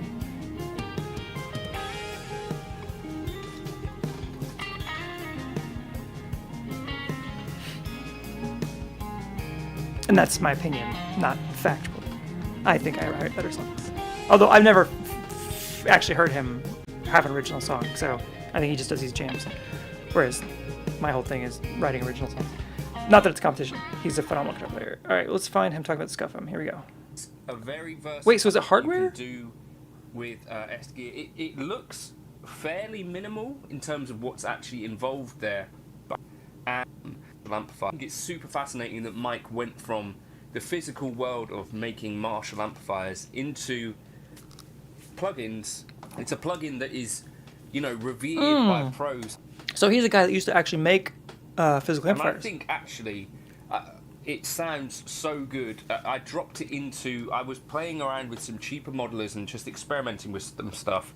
At the moment, S-Gear is on a Black Friday sale, I think for $89. So that's why myself and Mike got together to make this video. But question for you, Sir Phil James. Is it is it Phil or is it James? Is it just Phil? Is it James? Do you go by Phil James? Just Phil? When you're using the stuff, so if you're trying the Scuffum or if you're trying the what was the other one you're trying? The Tone King. Are you trying these as plugins through a modeler? Like, are you using a modeler currently? Mike Scuffum created the S-Gear. He had a Marshall amp background. Yeah, that's okay. Cool. Yeah, that's what it looks like there. I guess he did maybe the Marshall rack stuff. Maybe that's what Nathan here is talking about. Maybe. But are you playing them through a modeler, or are you going straight into a DAW, like on a computer? How are you jamming on them? Like what gear are you using to plug into to play these? I plugged into S-Gear after trying these other bits and pieces. I'm just like, well, this is just a lot better. So I would say if you're looking for a plugin that can do a good range of stuff, not super focused on the heavy side of things, then this is a really good one from a guy who knows and loves amplifiers, has made them, and is really passionate about it. Nice. Okay, so this is it. Interesting. It's cool that like even the plugin kind of has like the old it's got the old Marshall rack styling that he did, that he must have. That must be the thing he worked on back then, and then now he's got a plug-in coming out. What a cool idea! I mean, that's such a. I was talking to a friend of mine the other day about this whole, just the evolution of technology, and like, if you don't keep up some way, you end up obsoleting yourself. And this is a guy that figured out a way that he made these rack units, and now he's figured out how to make them digitally. It's super cool. I used the plug-in either through Reaper. Oh, got it. That makes sense. Reaper or as a standalone option. That makes sense. Nice. So into a computer mostly. Have you thought about going to any of like the? I don't know if I could load it. Like I got the Tonex recently, the new one to try out. I haven't decided if I'm gonna return it yet or not. My camera's just not wanting to focus on that. And it's been cool.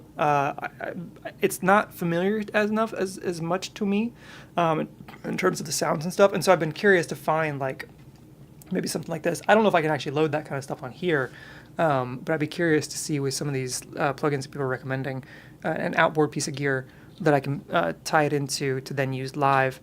It's this is just not a rabbit hole that I've had the time to go down, to be honest. And I think just because like I always have Logic with me, I've stuck with the Logic in the box sounds, which I'm sure they don't sound quite as good. I've forced them into submission through just getting familiar with them, I guess. But it'd be nice to kind of get out there. I will say, like the Tonex, while I didn't like the cab sims right off the bat, I really struggled with the cab sims that were built into that thing. It sounded really good going into the power amp section of my Ampeg V4, my 70s Ampeg V4 into an actual speaker. That sounded really good. And then if I routed it into Logic, into amps, into cab sims that I'm familiar with, that sounded really good as well. And that was like an orange amp, but I've never actually played through an orange amp live. So I was like, oh wow, okay, so I could definitely play orange amps maybe. That's cool. But yeah, you can try the Scuffam amp S Gear free for 10 days, exactly the same as Neural DSP. Okay, that makes sense. Oh, I didn't know you could try the Neural stuff for free. That's cool. No, just because I'm getting my Neural is the quad cortex, right? Neural DSP. That's quad cortex.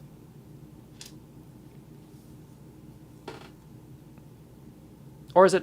Well, that's Dark Glass. Wait, does Neural own quad? Yeah, quad cortex. Wow, is Dark Glass part of this lineup too? I didn't know it was Neural, or does Neural just support it on the Dark Glass stuff? Maybe that's the case. I'll tell you the one that I've been interested in that I almost tried on one of my shows and I didn't get around to it was what's the free amp modeler high bit depth. I'm totally guessing in the dark right now. High bit depth. Sorry, I don't have my thing up, my screen up. NAM, the NAM profilers. NAM profilers, NAM amp model profilers. I'm curious if you've tried these, the neural amp modeler stuff or whatever. Yes, but I purchased the basic software, but not the quad cortex. Okay, gotcha. That makes sense. That's probably a lot cheaper, right? I was just looking at that. The Neural DSP plugins. The Cortex Cloud, maybe. Oh, no, because I'm not logged in.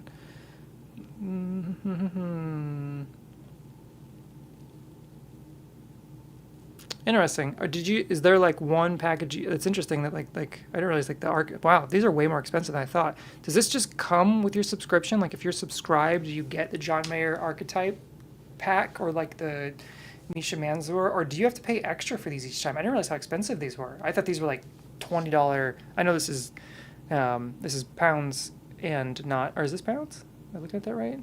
Yeah, this is UK dollars, not American dollars. But do these really cost that much? Like 139 pounds for the Rabea or the Tim Hensons?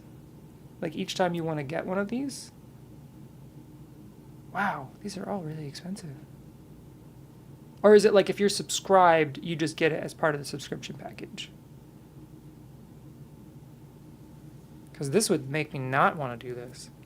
Not to say it's not nice to support the guys who are making this stuff. I don't know. It's an interesting conversation. Wow,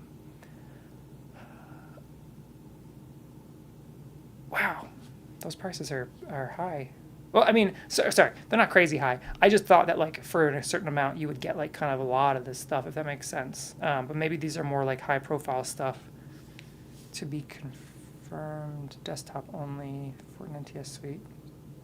To be confirmed, Bossy. Interesting.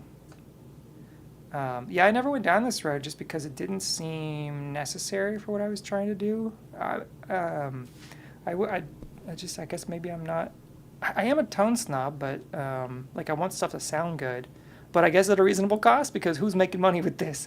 I think it's one of those things. It's like if I was a professional in this world and made good money, or if this is what made me happy, then yeah, I'd probably go down this road as well. But yeah, I have. So okay, so if you're basic software, which of these models do you use, or are these like, am I looking at something that's not what's in your territory? Like you paid for a basic package, and you get like some like basic stuff that comes with it. So is there like a base level of like Fender amps, Marshall amps, that kind of stuff that kind of comes with the base level quad cortex stuff? And then if you want to go big into like, these artist type ones, which honestly, it kind of makes sense as an artist thing, I guess, right? Because like, you could use this is a way you could support the artist. Hopefully, it would be the idea, right? The John Mayer stuff or the Tim Henson stuff, whatever. As Tim eloquently puts it, this one. F's. Hilarious. It's crazy. I mean, Corey Wong, Petrucci's in here? This is crazy. No idea. Had no idea. So the thing that I've been looking into is the neural amp modeler stuff. This is the open source stuff with Tone 3000, and this is all 100% free. It works on like everything from your computer to a straight plugin, and then also works on like cheaper modeling stuff, whatever. So not just like it works on the 2 notes, I think, whatever, but then it also works on like just the cheaper Chinese stuff or whatever that comes out, because it's all just loadable across anything, because at the end of the day it's all just software. If you watch Jim Lill's video about amps, like everything is just gain and EQ. To that point, it's funny. I don't know if you're familiar with Jim Lill, but Jim Lill's got this awesome channel where he basically like debunks everything. And a very versatile plugin. He did a debunking of basically amplification in general. He did a debunking of, this one's been pretty crazy, where he's debunked mic preamps, and I don't know, people have good comments about why he might be wrong, but there's been some really high level engineers who are like, yeah, he looks like he's right. His testing is, you can't really refute it, and you'd have to do as rigorous a testing as he did to refute it. But I want to find his video series where he did, not series, but come on, where are we at? If I had to recommend any plugins, it would be the Scuffum amp software, one-off payment for life, and so many options. Okay, cool. I definitely want to go down the rabbit hole of the Scuffum stuff. Well, I'll check out more videos here in a second. But where's it at? Where tone comes from in a guitar amplifier, and then also in a cab. Where's the cab one? So this one was crazy for me. Where does the tone come from in a speaker cab? And in this video, it's only 20 minutes long, he basically makes... In the end, he has a picture of all of them lined up. My name is Jim. I mean, you can kind of see here as I scrub through. But he basically made like every possible size of 12s, 2 12s, 4... There you go. Look at this. So he made all these boxes, because at the end of the day, in all of his testing, he found that like as far as the sound of an amplifier, where it comes from, or as far as the sound of a speaker, where it comes from, the things that influence the speaker were like way smaller than you'd think. Things like putting a stick in front of it. Like, where's it at? One of the ones that was the crazy to me was... he tried grill cloths, t-shirts, amount of grill cloths, 212s, there's baffles. The one that blew me away the most was putting a stick in front of it. So there's like an old Vox amp that I guess has like a piece of wood right in the center of the amplifier, and the sound change that made to carve down the high end was crazy. Oh yeah, here it is. So the mysterious Vox planks. Speaking of things in front of the speakers, did you know there were wooden planks crossing in front of the speakers on vintage 60s Vox combos and cabs? I didn't until recently. It seems like a big thing to leave out of all the reissues and clones. So I made my own planks and put them in front of the speaker on my 112, and guess what? Significant change number 9. The Vox style planks knock down everything above 3K, sometimes up to 10 dB. How crazy is that? So basically what he does is he goes through a ton of testing of what like the gear pages have talked about for a long time. He debunks everything, but then finds what things make significant changes. Because there's always like small, insignificant changes that, you could dissect all day long. But what are the things that really make a big difference? And this video really pinpoints it. And the craziest, I'll do the reveal at the end, but like, here's the end of the video. Here's his like, $1,200 orange 212 cab that he plays all the time, right? And after all of his testing, what he finds is none of the wood matters. Styrofoam. It is lightweight, brittle, artificial, and I imagine it resonates and vibrates differently than wood. I sliced it up and caulked together a cab that's the same dimensions as my orange PPC 212, which is a $900 guitar cab made out of 13-ply Baltic birch. So, using the same mic'd up speaker, I tested both.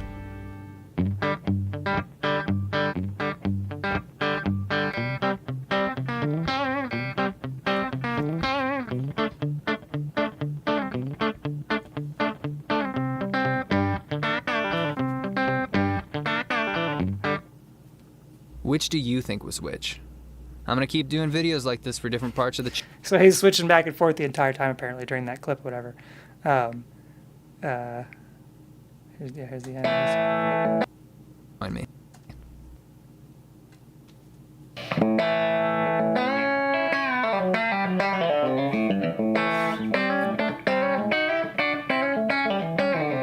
Styrofoam cab. Now, granted, the speaker still matters, and speakers are speakers, and speakers definitely matter, and he showed that throughout the video. But then the second one he did after this that was really interesting was how a guitar amplifier works. And there's this site that actually shows the EQ curve and gain curve, kind of, or something like that. He shows it in the video where, like, you can basically take a Marshall amplifier, a Fender amplifier, like the old school ones, whatever, they don't have a ton of changes or whatever, and make them all sound pretty much exactly the same if they're going through the same speaker, because basically the speaker was the biggest influencer of the tone in the end. And in the, without giving it all away, this box that he has right here is a toolbox filled with gain pedals and EQ pedals, and he basically makes an amplifier out of just like RC boosters and EQ pedals, and that's what it sounds like. My name's Jim. So he goes through basically everything. It all comes down to speakers basically, and in the end, well, is this the breakdown?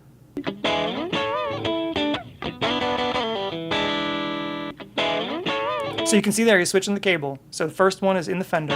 This is in the Fender amp, the twin reverb, up to his box.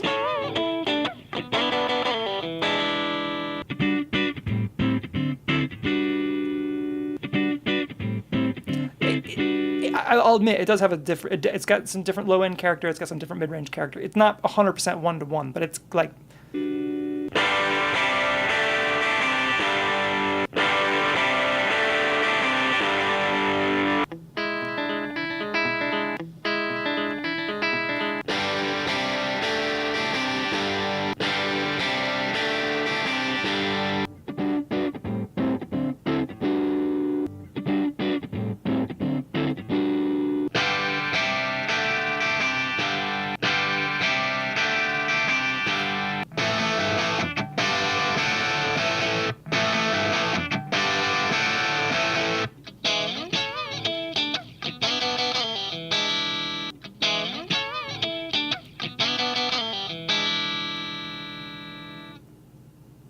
So what is So then, if we look inside the lunchbox, let's see if we get there. in these and an heard them matter in the head-to-head comparisons of things that most, if not all of us, have never heard compared head-to-head before. If you heard a 1% difference in each of these, a 5% difference in these, and an 80 to 90 The only physical amp I've owned is the Vox Valvetronics VT40. Those are cool. 40-watt combo, and the sounds that produces are unbelievable. Yeah, I think that's why I think my mom has like the smaller wattage version of the VT style Valvetronics. But yeah, those Valvetronics were really good. Solid state amplifiers, good speakers. Yeah, those are actually really nice. But I think this applies like kind of like to the amp modeling stuff as well. And I think that's where, like, for the amp modeling, I've never been too persnickety about like what my gain stage is and what my EQ is. I'm more concerned with my, and I should probably show you this too, by the way.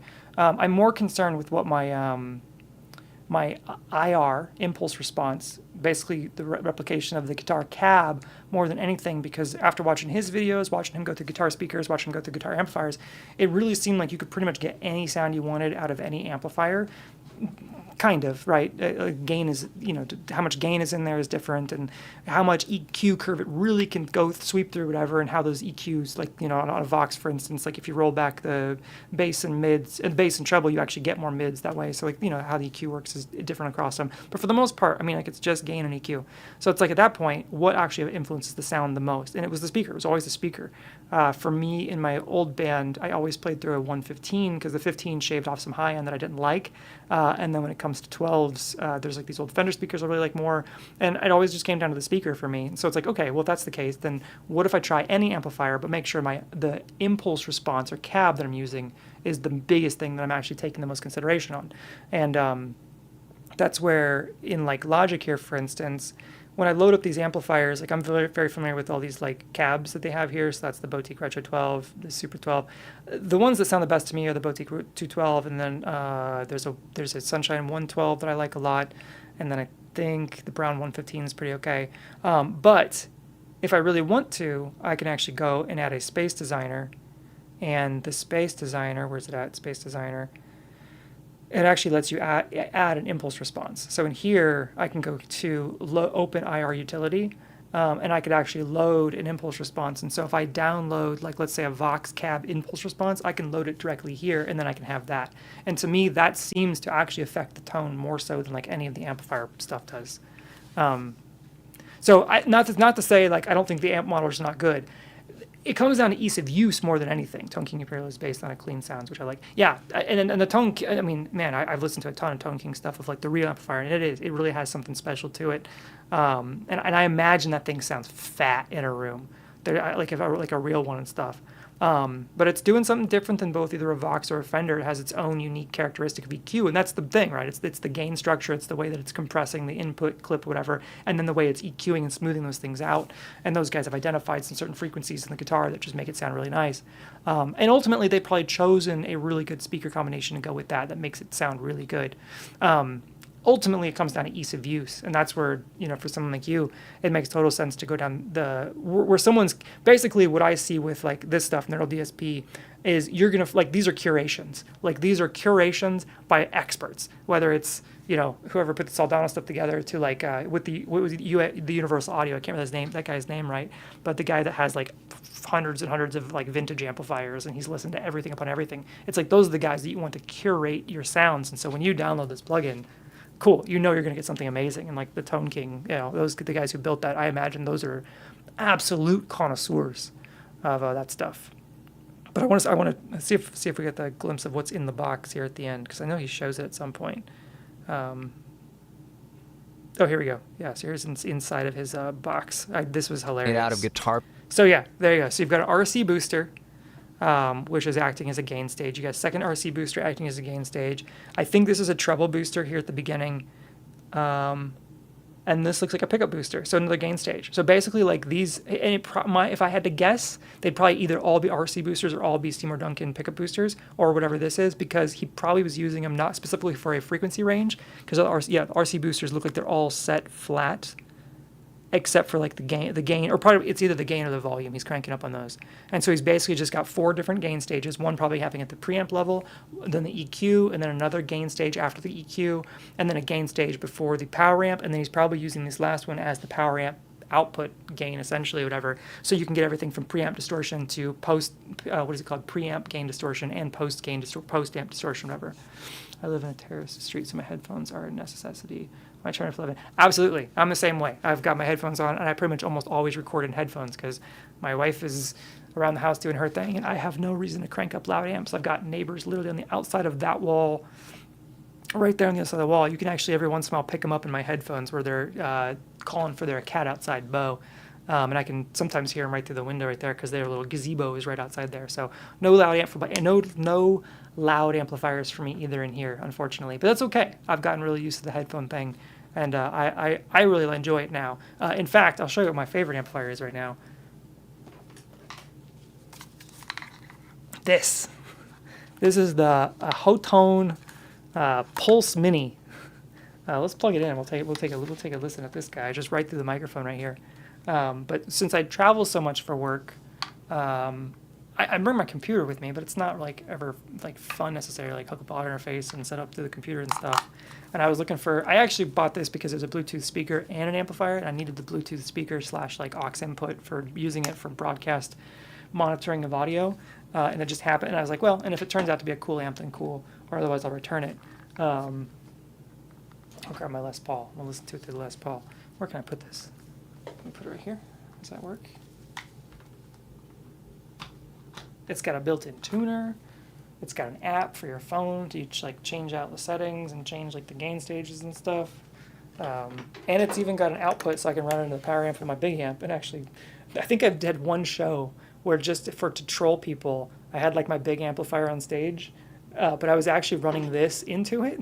So the sound was all this. Obviously the speaker was there. And someone asked me, like, dude, your tone was so good at the show. And I was like, yeah, man, thank you. He's like, what? That Ampeg is sick. And I was like, well, it was kind of the Ampeg, but it was actually the Hotone. See if I can prop this on my leg. This is silly. I need to get a Hotone sponsorship. I have no idea what amp setting I've got going on right now, but, oh, this is not going to work. What if I did like this? Maybe like this will work. Try to prop this up. Here we go.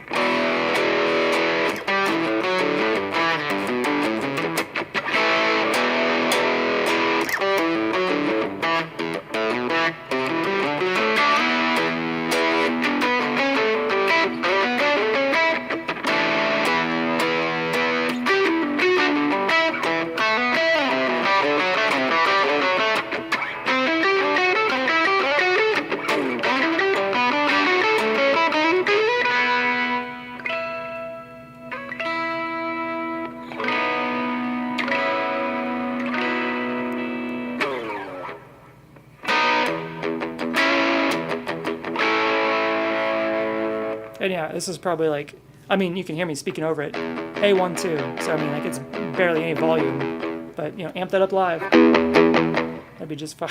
So silly. I think it's like $100 maybe. But that's been fun. The whole tone. I've got like a few sounds built in. I've kind of gone through my songs and sort of like ironed out my sounds. You can kind of switch through like that. And then what else? Oh, and then it's got the built-in. Well, you got the volume on the side. So then if I click this in, then I go into tuning mode. And you also get a tune on the front as well. It's kind of showing you which direction it's going. So that's down a little bit, needs to go up a little bit. So pretty cool there. And then what else? Oh, and then of course it's Bluetooth, right? So I can connect my phone to it and like play music through it while my guitar is plugged into it too, and jam along with like, you know, my backtracks or drum tracks and that kind of stuff. So it's been pretty cool. You want a Digitech RP1000 processor in a oh, nice, and it sounds yeah, 100% using it for ISP notification. Yeah, I always. Those were always really cool, but I always felt like I wasn't playing guitar and I was just like digging through sounds. I definitely spent a lot of my early career like buying a lot of pedals, had a big pedal board, and was like doing a huge amount of tone chasing. And I wish instead of the tone chasing, I was doing more just guitar playing. That being said, I do feel like I have a pretty good ear for good tone now. So maybe if I hadn't done that, I might have ended up with bad tone. Because I do know a lot of really good guitar players that are far better than I am that don't always have the best tone choices. So it's probably a good thing that I spent quite a bit of time tone chasing for a while. But now I'm in my trying to be good at guitar and like focusing on just the playing and making it sound good through like whatever I'm playing through, if that makes sense. But yeah, the RP1000 is pretty cool. I think I had a friend of mine that actually played, no, I think he played the Boss. I think he had a Boss, something like the RP1000 that he played live, like in the early days. He was one of the first guys I knew playing through those like live.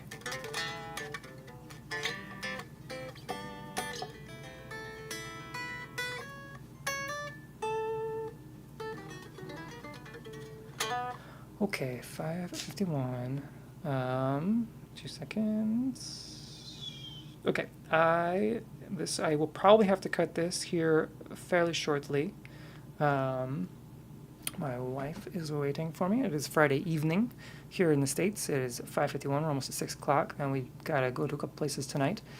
I've discovered that many of the things I bought on impulse have returned to their packages. Yeah, absolutely. I can't, yeah. I've tried to get so much better about making sure I'm on my 30-day return period, and we try it out for the 30 days, or with Guitar Center, you 45 days, and it goes back. The Hotan was surprisingly one of those things I was like, oh, this actually stayed. Whereas I bought the foot controller for this, where you could actually change it with like a wireless foot controller, and it was cool, but I was like, oh, I'm never going to use this. This is going to sit on a shelf. I'll probably use it like twice, maybe every once in a while I'll get it out. But when do I need to change tones on the fly? This is a sit on the couch and jam while I'm hanging out with my wife type of thing. Whereas like the Tone X, this might actually get integrated live. I'm not 100% sure yet. Like this has been pretty interesting, especially with the MIDI capabilities. But it's also $250. And do I need a $250 spend? Not necessarily. So that might go back because what I have currently is fine. I don't necessarily need to upgrade or replace that. It does sound good though, and there's some convenience to it. So, but I'm with you. Yeah, impulse buys are a problem. That's for sure. That's what that flying V back is. That's what that flying V back there is. My drummer was obsessed with me playing a flying V. He's like, dude, you're like really. The new album's got so much shred on it. I'm like, I'm not a shredder. He's like, I know, but it's like, it'll be badass.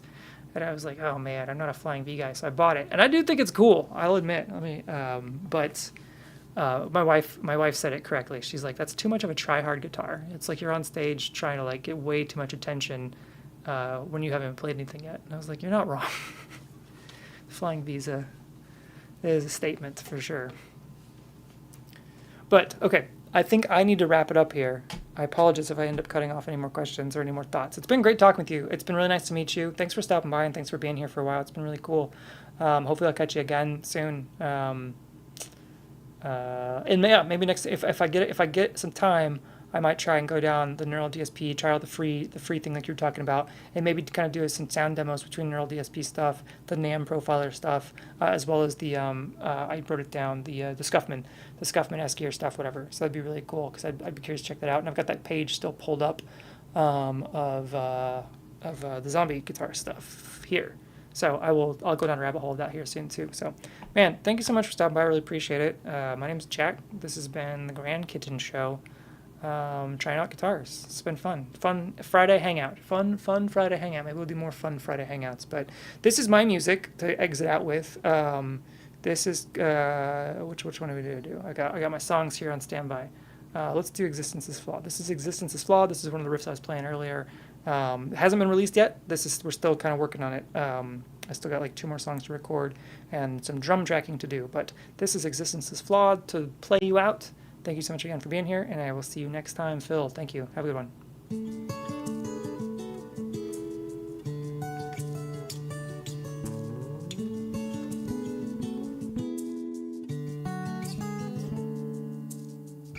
I heard you calling my name today.